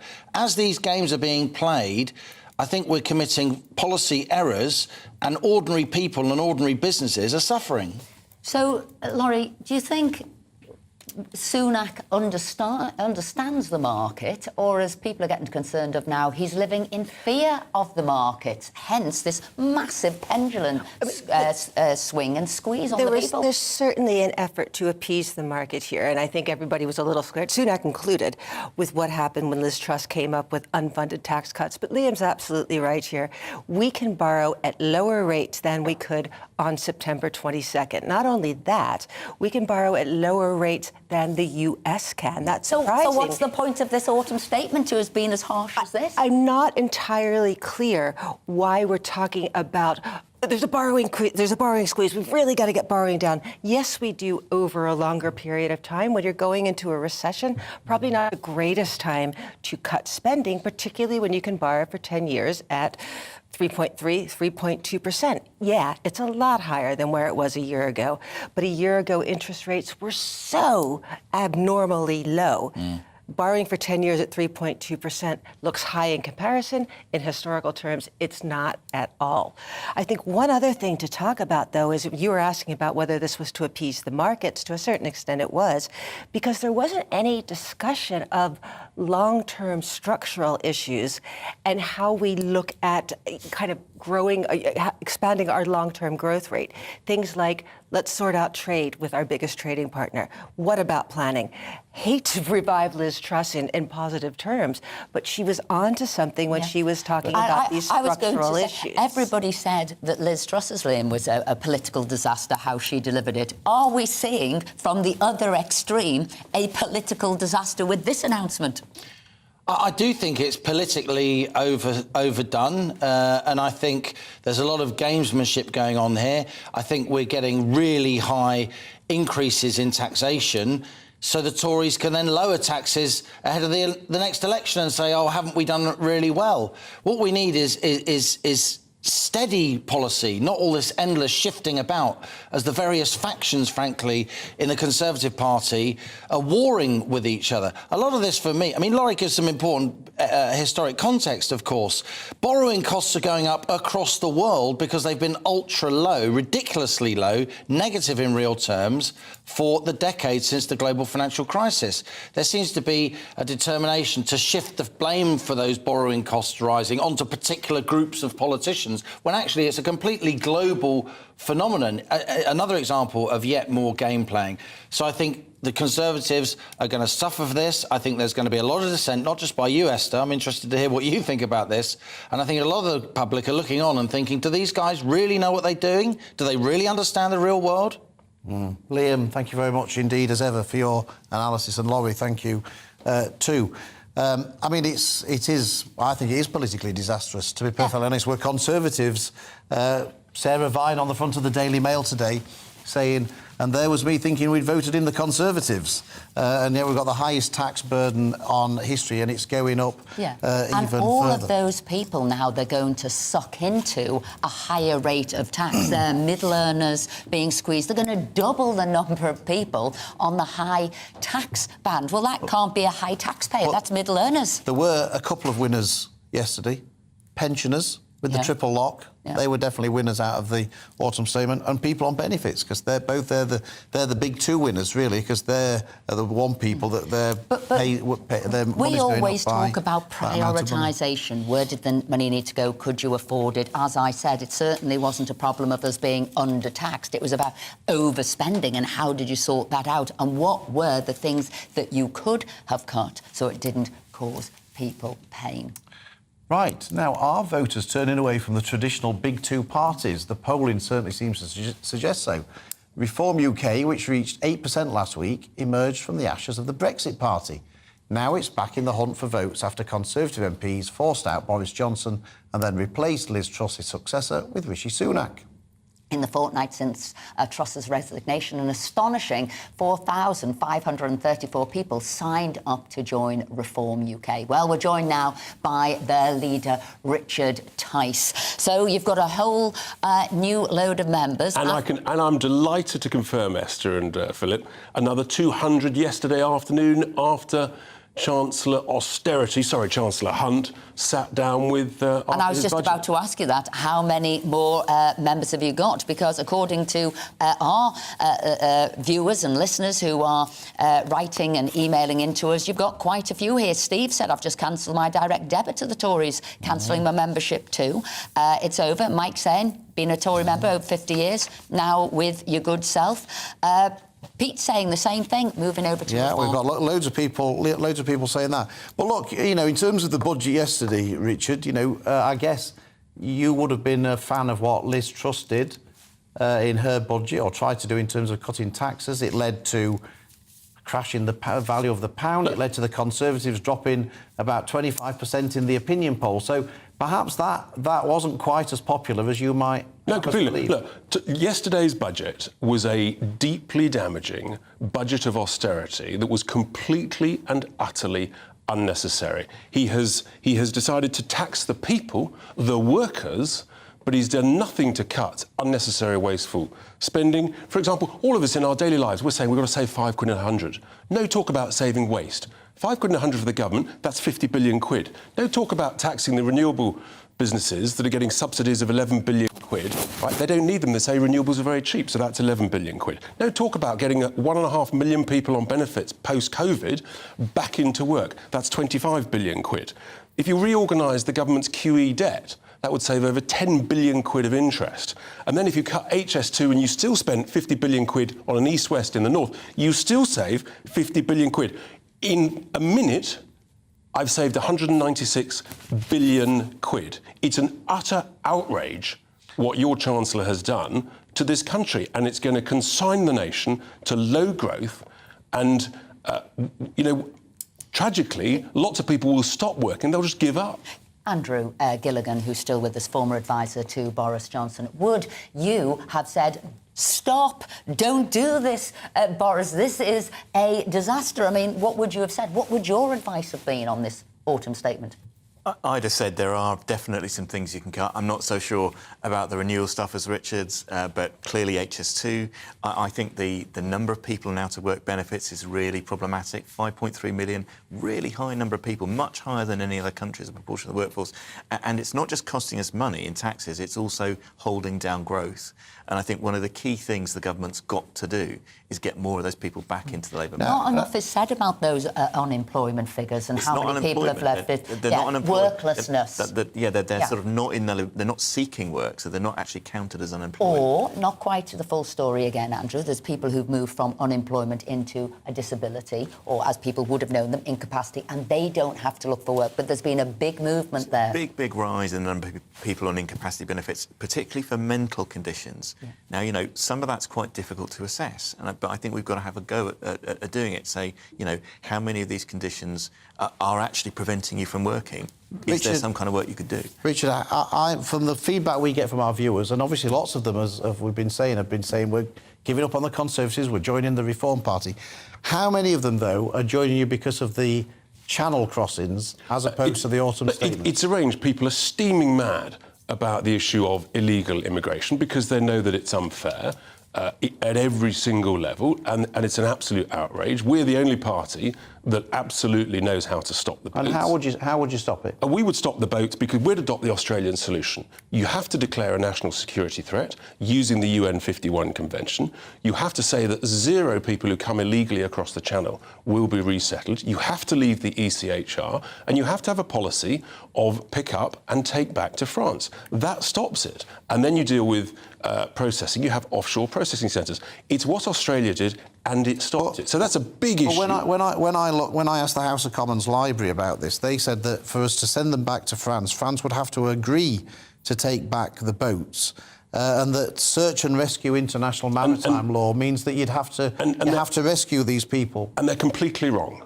You can use existing legislation, the UN Convention at Sea, the existing safety of life at sea laws under 1974. What you need is people who believe in the cause, who absolutely are determined to do it, competent lawyers who believe in the cause, and you go for it. And what if you send back a dinghy and a child dies on the way back? You pick up and put them into your border force boats, and you take back. But the other thing is, you've got to have a new Department of Immigration. The Home Office is not fit for purpose. You've got to start again with people who believe in what they're doing. So immigration's vital, but growing the economy, cutting taxes, rewarding hard work, these are all key, vital things that people up and down the country believe in. Richard Tice, thank you very much indeed. I've just got some good news here for you as well. Gary said Reform UK, for me, hopefully a party that represents the British people in Britain. So there you go. And Donald says, I've been a member of Reform UK for a while now.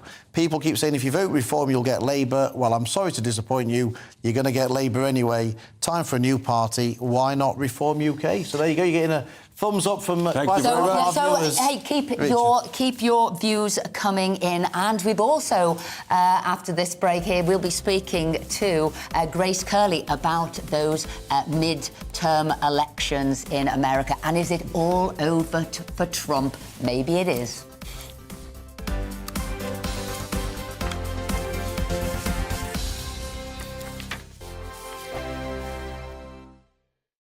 Yeah.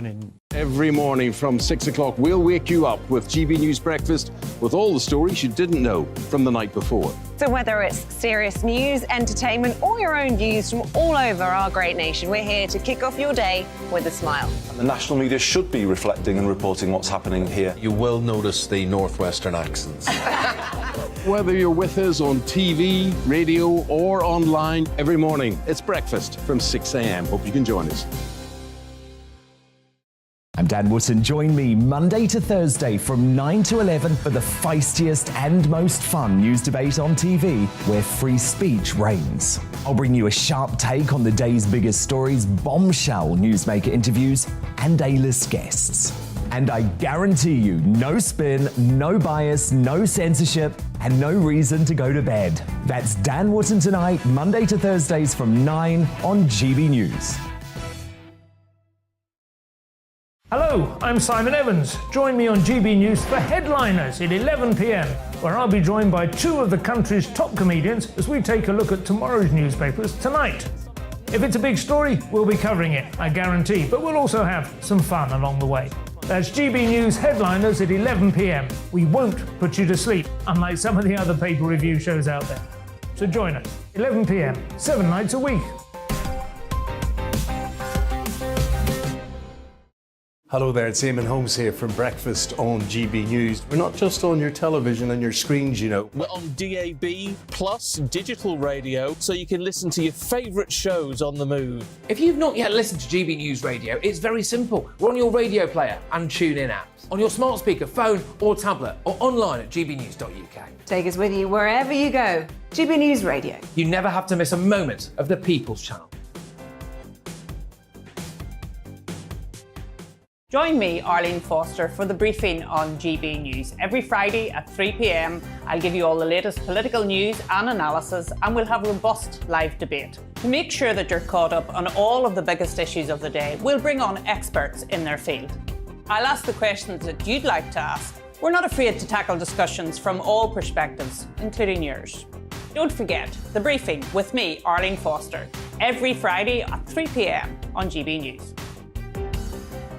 Hello, I'm Alistair Stewart, and I'd invite you to join me at noon on Saturdays and Sundays for Alistair Stewart and Friends. I've been in this business for over 40 years. Now, here at GB News, I've never been happier. I get to choose the big stories that really interest me.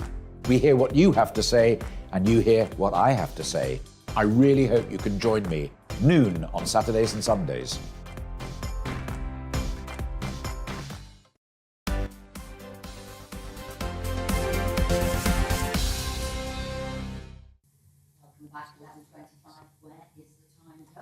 Now, Adam's just emailed us. Yesterday, Hunt appointed Sir Patrick Vallance to maintain the slow walk of benefits of Brexit, effectively kicking them down the road and into the long grass.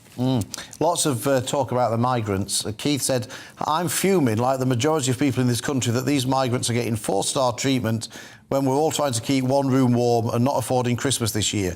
The government need to listen to the majority and not the minority of do-gooders who seem to get the publicity. Can I go to France, sail across, then claim asylum and get a hotel like these people? I doubt it. And Stephen said the Brits are mugs getting dragged into this Ukraine war. We need to rebuild our country, not hemorrhage our money into an endless US arms war. Crikey, keep those views coming in. They're all coming in thick and fast this morning, though. But business owners have had time to mull over the Chancellor's autumn statement, and now the reality of what it means for them is sinking in. Our East Midlands reporter, Will Hollis, comes to us from the Dog and Parrot, a pub in Eastwood in Nottinghamshire, and he's got the owner, Catherine, there with him. So, Will, over to you and Catherine, and have a drink for me and Phil. Good morning. Yes, it might be a little bit early for me to have a drink, but yesterday, of course, we were watching that huge news about the Chancellor's statement, and while there was a lot of big money in there, the biggest things that affect most people in a community are, of course, anything to do with the pub. Catherine, you run the Dog and Parrot here in Eastwood. What was the big thing that's going to affect your pub trade that you heard in the autumn statement? Well, the biggest thing is the wages. 92 pence an hour, working on just an average 37.5-hour week. That makes another £2,500 per staff member. Plus also when the wages go up, that means your employer national insurance and tax goes up as well. So all in all, it's going to be quite dramatic for me in April when that starts going up. Inflation is obviously at 11%. Most people, they do want to see wages go up in line with that, but it actually does affect businesses. How might that actually affect your business when your taxes might go up and your costs of running a business and having certain staff members goes up? What kind of decisions might you have to make in the next year? Well, it could probably hit myself and my husband more than anything, because obviously we're a community pub. The guys that work really, really hard, we wouldn't be here without them. So it could mean that our wages go down. We're a limited company as well, so corporation tax are going up. So it's going to hit the pub pocket horrendously in April. What with everything else, then we've got to start making some serious decisions, but we're still going to be here. It could be that we might have to put the prices up. We haven't put the prices up since September, since they started putting prices up, and we won't be doing that probably until February.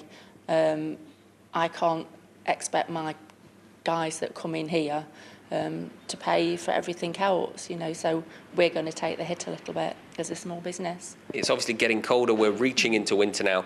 There's very few people in here right now because it is the middle of the morning, but it is still very warm. We didn't hear anything about an extension to business energy protection past April. What does that mean for you, knowing that prices are still going to be very high for you past April? Yeah, they're just going to go up and up and up. Luckily, we've got a log burner. It's all electric building.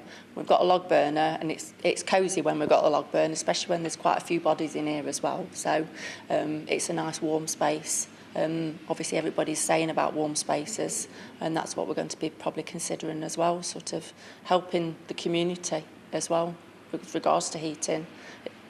It's one of those that you've got to consider.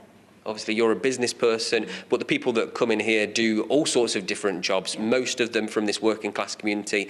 They're probably not on the best wages, but they probably like to have a pint at the end of the day or at the end of the week. Have you noticed that your customers are changing the amount of pints that they might have? Rather than having 3 or rather than having 2, they're maybe having 1? Yeah, you probably notice a quieter day where it used to be busy all the way along. There'll be a day that sort of doesn't pick up till a little bit later. So instead of being out for 5 hours, for example, or 4 hours, they'll probably be out for 2, 3 maximum. You know, so they'll still come in, but they might have to cut the hours down, which means they'll cut down the amount of drinking. But there was nothing in about rates. There was something a little about business rates, but also about tax. We could do without the beer duty. Beer duty, yes, because there was a conversation back when it was Liz Truss and Kwasi Kwarteng about freezing beer duty. That's something that Jeremy Hunt scrapped. Just talking about having a pint, I might not have a pint this morning, but I imagine as it starts to get a little bit busier, you might be able to convince me to have a coffee, Catherine. Yes, Thanks definitely. so much. You won't have to convince him that hard. Will, thanks ever so Have much something in indeed. that coffee. And obviously we wish Catherine very well with her business.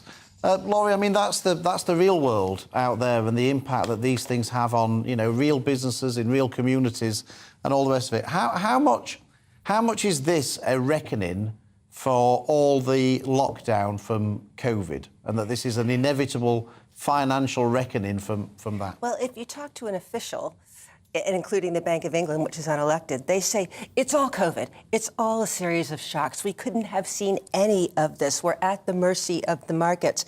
There's a little bit of that, but we are making our own problem here by constantly changing our tax regime, constantly changing our regulatory regime. Over the course of this government, how many different changes of tax have we had? It is impossible for these kinds of small businesses to make any kind of a long-term decision. Add to that, we have a very uncertain trading relationship with our biggest trading partner. We can have a closer trading relationship and still have Brexit. And Jeremy Hunt seemed to hint at that a little bit. But these small businesses rely on imports from abroad. Some small businesses send things to abroad. Until we have certainty over that, it's hard to invest. You don't know how things are going to trade. You don't know what your tax regime is. And as she talked about was wages, corporation taxes, as Catherine, the pub owner there, the heating, the food, the petrol. It's a big squeeze for her. And she's saying, what's going to happen? And I have to say, I've still got Andrew Gilligan here. It does seem there was a big hit on businesses, and we'll talk about that a little bit later on, what we're going to do about that. But come on, Phil. Coming up, Trump's announced he's running again for the president in 2024. How likely are his chances of a second term in office? But we'll get into all that after the news with Rhiannon.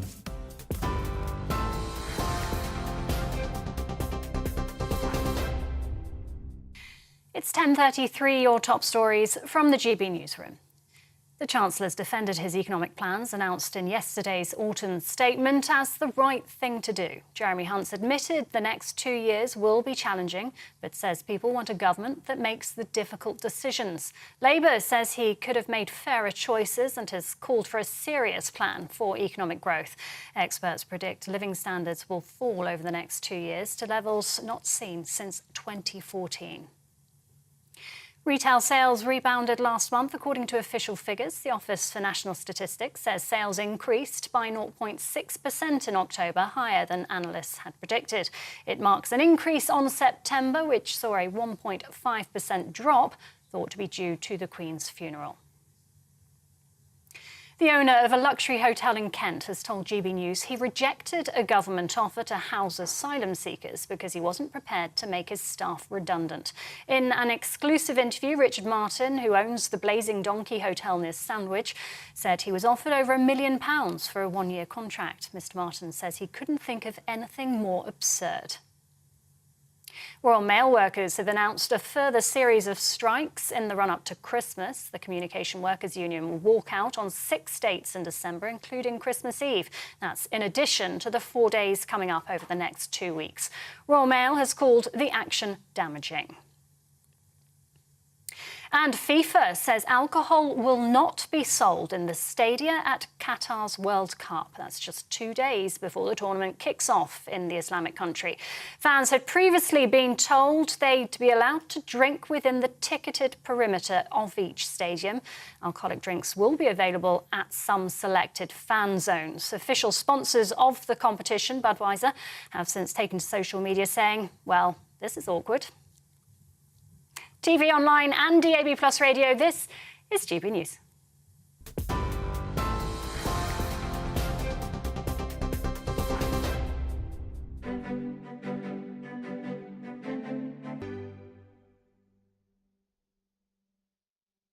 Of today's markets, the pound will buy you $1.191 and €1.1482 euros. The price of gold is £1,480.71 per ounce, and the FTSE 100's at 7,406 points.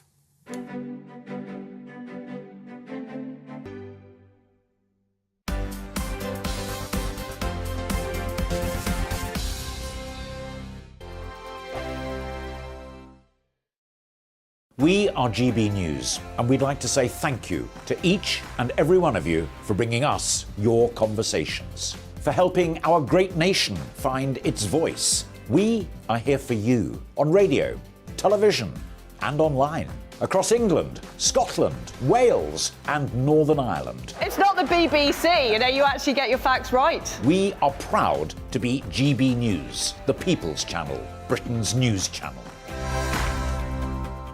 Every Friday and Sunday night from 9, it's Mark Dolan Tonight. We're on the same page again. There's something weird happening. Let Ian finish. Don't be such a cranky. That mini budget was the tip of the iceberg.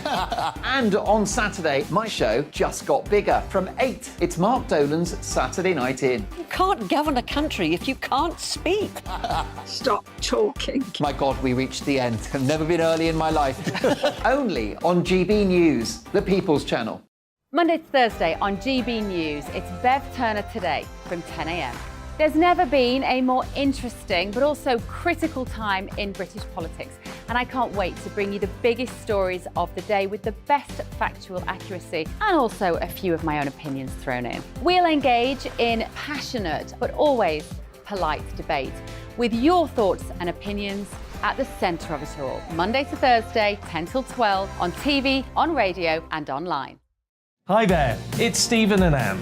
At breakfast from 6 a.m, you'll always be caught up with everything you need to know, the latest headlines, opinions and debates. We'll bring you the good news and the bad, but most of all, we're here for you. Remember, send in your views and let us know what you would like us to talk about. That's because we're your news channel. And every morning at 6 a.m, it's breakfast on GB News.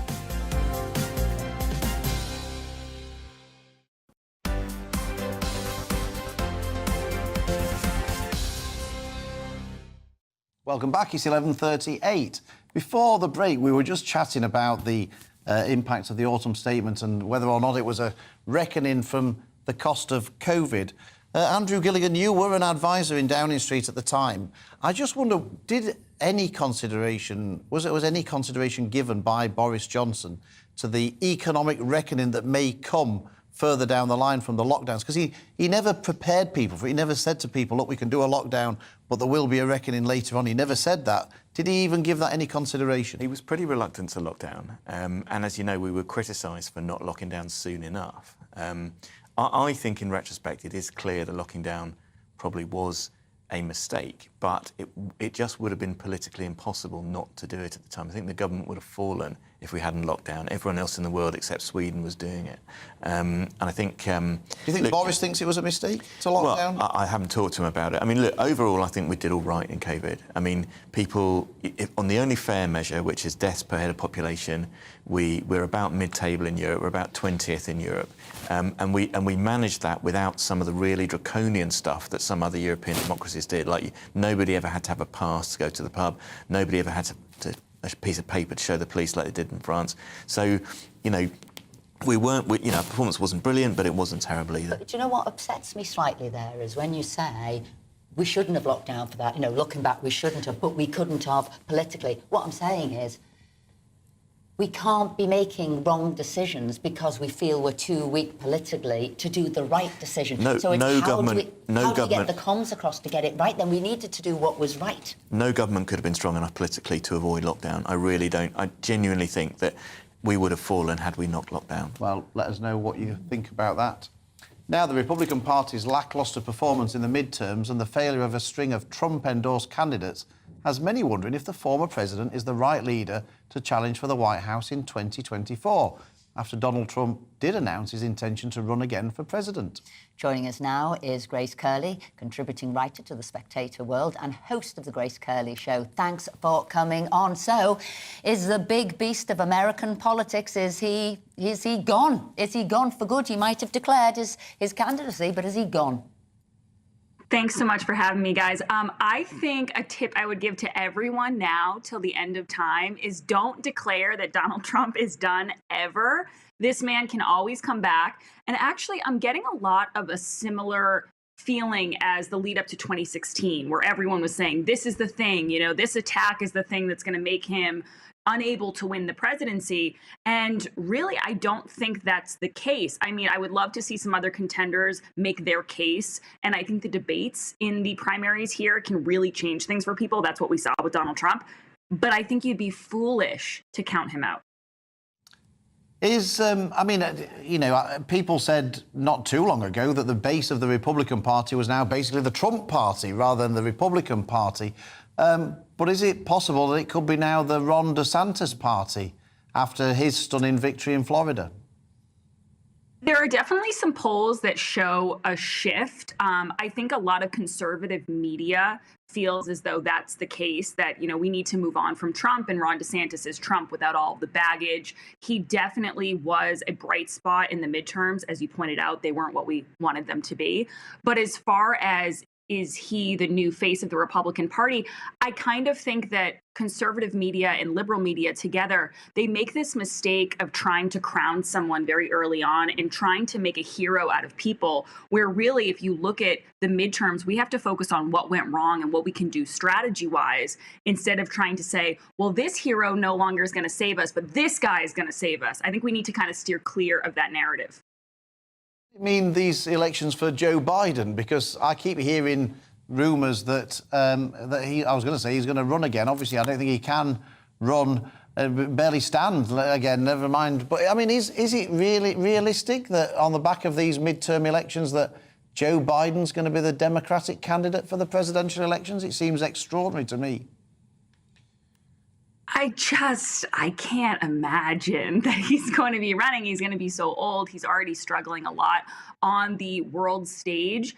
But it's this weird thing that I notice in politics, especially here in the United States, where the older people get, the less they want to let go of power. I mean, you saw Nancy Pelosi yesterday. She said that, you know, she's going to retire from the leadership, but she's going to stay on as a representative of San Francisco. There is something about this world that is very intoxicating for people, and they don't want to leave. And I do think that Joe Biden feels like he staved off this massive red wave. He is taking a victory lap. And don't forget, he doesn't get a lot of coverage for this, but the man has a massive ego. He really does. And I think he's feeling incredibly pompous right now. And I think it's going to be harder for the Democrats to convince him to exit stage left. And that could be a problem for them. Grace Curley, thank you so much for joining us this morning.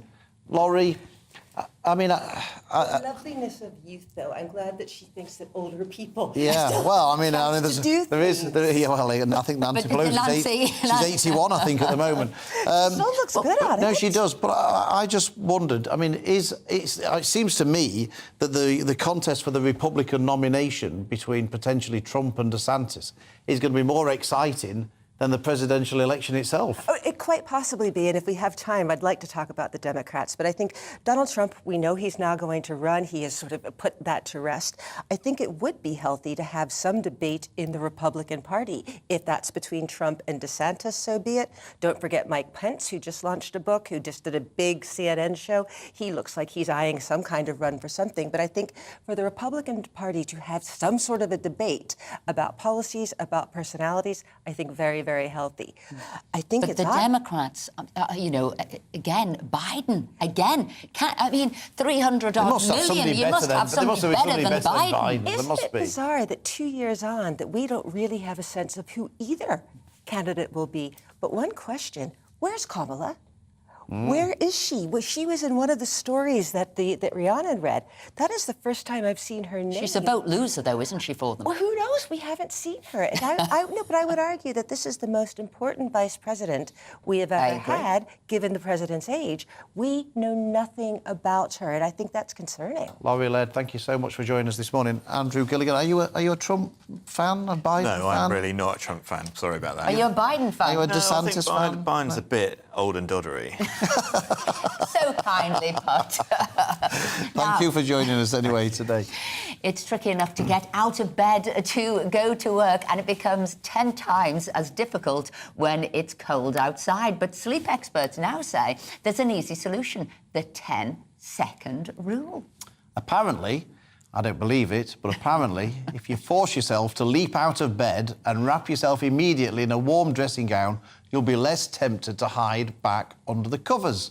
We're joined now by sleep expert Dr. Lindsay Browning, who has more tips to improve our sleep. So, Lindsay, is this true? If we bounce out of bed within 10 seconds of waking up, like a dog does when it wakes up, are we actually? Lindsay, can I tell you is that first the best off, thing to do? I bounce out of bed because I feel I need to. I'm afraid Philip's a snoozer with that snooze button going, not once, not twice, but many times. Yeah, so one of the first things that I tell people is that the snooze button really is your enemy. It's really tempting to keep pressing it because falling asleep, the action of falling asleep is actually very pleasant. That's why we keep pressing snooze. So it's not helpful because the extra sleep you're getting isn't any good. It's not good quality sleep. So absolutely the best thing to do in the morning is to set your alarm for as late as you possibly need to get up, and then get up at that point. Don't set it for 7 if you only have to get up at 7:30 and keep pressing snooze. Set it for 7:30 and get out of bed straight away, straight into something warm, because otherwise if you get out and you're freezing, it'll just be so unpleasant. You'll hate the day already. This is music to my ears, what Lindsay is saying. That's what I do. This is what I do. I'm going to defend myself here, Lindsay, because the way I look at it, and let me know if you've got any sympathy for this. I don't sleep for many hours in the night. That's true. But when I do sleep, I'm like out for the count. My sleep is very, very deep, but not for particularly long. Can I just say, sometimes I think Philip's passed away in the night. I cannot wake him up. That's wishful thinking, that is, more than anything else. But whereas Esther sleeps quite lightly, but for longer. So if you're a deep sleeper like me, I find it very difficult to just wake up and get. If I'm not even sure I could do it. It's possible to do that. Does it not depend on how deeply you sleep? There are things you can do. So we have these things called sleep cycles. So about every hour and a half-ish, we'll go from light sleep into a deeper sleep and then back into light dreaming sleep again. And this will repeat across the night. So if you're waking up if your alarm goes off when you're in very deep sleep, you'll feel so much sleep inertia, so groggy, so sleepy, it'll be really hard to wake up. So it may be that you're simply not getting enough sleep that you need, or you could maybe get something like an alarm clock that wakes you up a little bit gradually. So with some light, so you can get these light alarm clocks that start producing a little bit of light and then more light and a lot of light. So by the time your alarm goes off, it's already kind of pulled you into a lighter part of sleep, making you feel more alert and awake the second you wake up. Now, so that might be helpful for you. Lindsay, do you know what I used to have? I don't even know if you can buy them anymore. Do you remember those teas made by the side of the bed? And it would boil the water. Well, what I'm saying Showing is... your age now, aren't you? But what I'm saying is, maybe that's what... Because there was that gentle noise... You know, bubble, bubble, bubble. And then as you woke up, you had your warm drink. So maybe this is something that Philip needs to get next to his bed.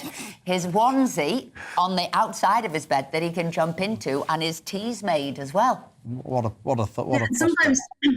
Sometimes those really harsh alarm clock sounds can be unhelpful because they're so... If you wake you up with a meh, meh kind of sound, you're so shocked that your immediate reaction is just to turn it off and go back to sleep again. Whereas if your alarm is a little bit softer, a bit more gentle, then by the time you're really aware of it, you're already a little bit more awake and you're not so angry with it to turn it off. So again, those really harsh alarm clocks can be unhelpful. And keep your alarm clock a little bit further away from you if you're struggling to wake up, so that you have to physically get out of bed to go and I'm turn the it off. alarm clock for Philip. Yeah, This is the person who is the alarm clock for Philip. It is true. I mean, should everyone be having 8 hours sleep a day? I mean, there was always this urban myth that, you know, every hour you had before midnight of sleep counted double and all these things. Are these sort of just urban myths, or is there some truth behind all of these things?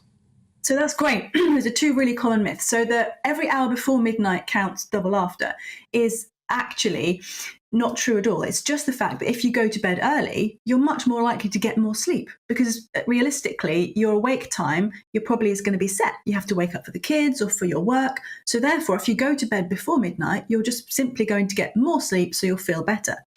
Whereas the 8 hours isn't so helpful, because actually science suggests that adults should get somewhere between 7 and 9 hours sleep a night. And that doesn't mean just because 8's in the middle that 8 is the perfect number. We all have our individual sleep needs. You might be somebody who needs near a 7 hours sleep a night, or you might be someone who needs near a 9. And if you're trying to get 8, just because that's the magic number you read, you'll probably not be happy, especially if you need 9 hours sleep a night, which sadly I do. If you only get 8 hours sleep a night, you'll be sleep deprived by an hour every night. And lots of times we have a bed partner, like you do, and mostly people don't have the same sleep needs, and yet we go to bed at the same time, set the alarm for the same time, and then we're surprised that one of us is so tired in the morning because we're trying to get the same amount of sleep when actually we might need different amounts. Dr. Lindsay Browning, thank you so much indeed for joining us this morning with those tips. Thank you. More views coming in. Ben said, I agree with Mr. Gilligan. Boris obviously didn't want to do it and was visibly upset when he announced it. So he's saying that he agrees there with Andrew Gilligan. Yes, exactly. Thank you for your views. We really do enjoy reading them. And we've also got Mike said, let us be perfectly clear, had President Trump still been in office, there would have been no war between Ukraine and Russia. Lots of people here supporting Trump. Thank you very much. Now, for the final part of the show, it's time for the Showbiz News, and we're delighted that Sarah Robertson is with us. Good morning. I'm here to brighten up everyone's day. Absolutely. So what have you got for us, Sarah? OK, so, first of all, I'm a celebrity. It's all anyone's talking about. Tonight we see the first eviction this evening. Who are you predicting? Who's going to go? I think it's going to be Charlene. That's the bookie's favourite. That Charlene's going to be the one to be voted out. I think so, because she seemed to start off quite well, but what's happened is this week she has been a bit moany, complaining, a bit whingy. She wouldn't sleep in the bed. She's actually got this special bed. She's obviously, you know, head of the camp, her and Matt Hancock, and she didn't want to sleep in the RV next to Matt Hancock, but she also said it was because there were spiders. So she wants to sleep outside in the camp. But Sean Walsh, who's got a bad back, he's been complaining and saying, well, look, you know, that's not fair because you've got this bed, but you're not taking it. It's all really strange. So the rules have been quite odd, and Ant and Dec have said that they were going to speak to producers about it. So, yeah, so Charlene, I think, has not covered herself in glory this last few days. So does that mean people quite liked Matt Hancock then and said, well, why didn't you want to sleep in a good bed next to him? And we don't believe your spider story. I mean, there was over 1,000 complaints about Matt Hancock as well. He's turning people around, isn't he? He is turning people around. I predicted this. Did you say this? You did, Esther, and didn't you? I did predict it. It's very disappointing. He hasn't turned me around. I'm afraid his charms do not work on me. I'm oblivious to him. Here but he there is you doing go. a trial. Now, the one thing I would question, when he said, I don't like snakes, and then he did a trial with snakes, I don't believe that. Because He's worked with snakes. He's worked with snakes. He worked in the House of Commons. Well, Sarah, how can you say it? Oh, you know that. But he didn't have a snake phobia, or he wouldn't have The been able man's to a have done that. cockroach. You could set him on fire. He'd still come back. He seems to be made of Teflon. But I would have thought he would have been the first out at the start of the show. Well, this is what's confusing. So it's really strange with what's the bookies' predictions, because some people are saying he's the second favourite to be evicted tonight. I think his odds were coming in at 5 to 9. I'm not 100% sure on that, so that might be wrong, but that was the latest odds I'd seen for him. But then other people are saying other predictions are he's in the top 5 to win and could, as Esther says, could be the winner. Who knows? All I'm just going to say is we get the politicians we deserve. The great British public are very fickle. They're obviously very easily sold, and Matt has played a blinder. No, I always said they'd like to see him doing the trials. I know, and I think that's true. We've got some good news here, though. Oh, good. I'd like to hear it. There's some good news. Yes, so Neighbours. Yes, Neighbours has been given a rescue package. That's brilliant. Which has been lovely. Yeah. So we said goodbye to Neighbours 4 months ago, and that very, very, very emotive last episode, which was quite strange, actually, when I think about it now.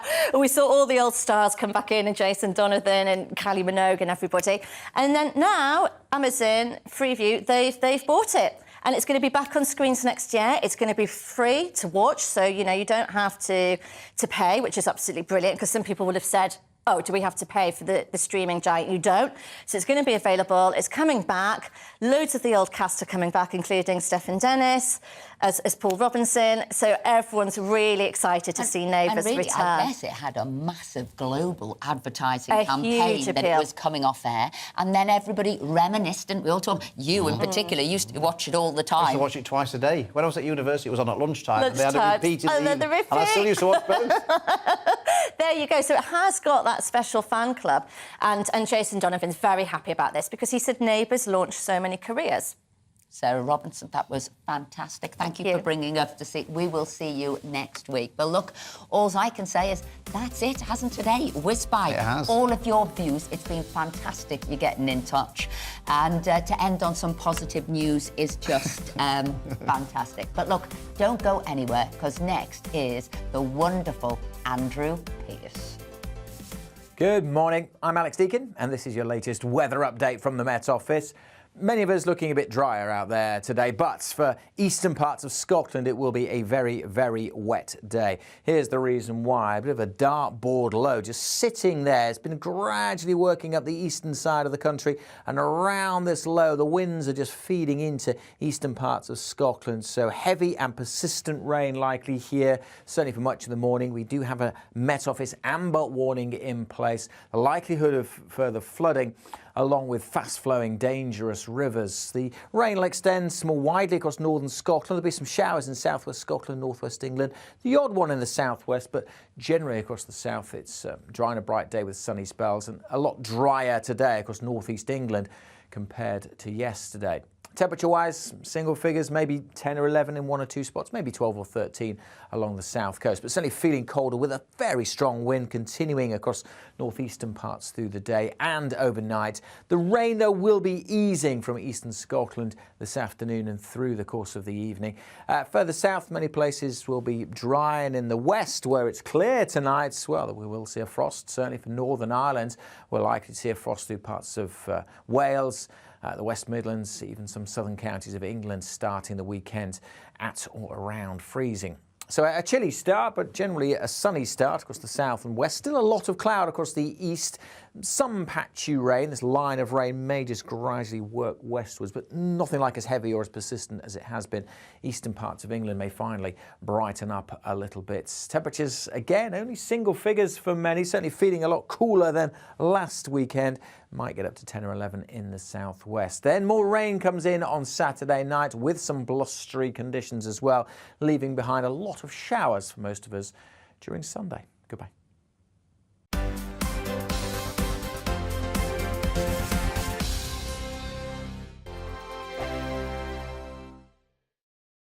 Monday to Thursday nights on GB News. At 6, it's Jubes and Co. 7 o'clock, Farage. At 8, join Mark Steyn. And at 9, Dan Wootton Tonight, followed by Headliners. On TV, radio and online.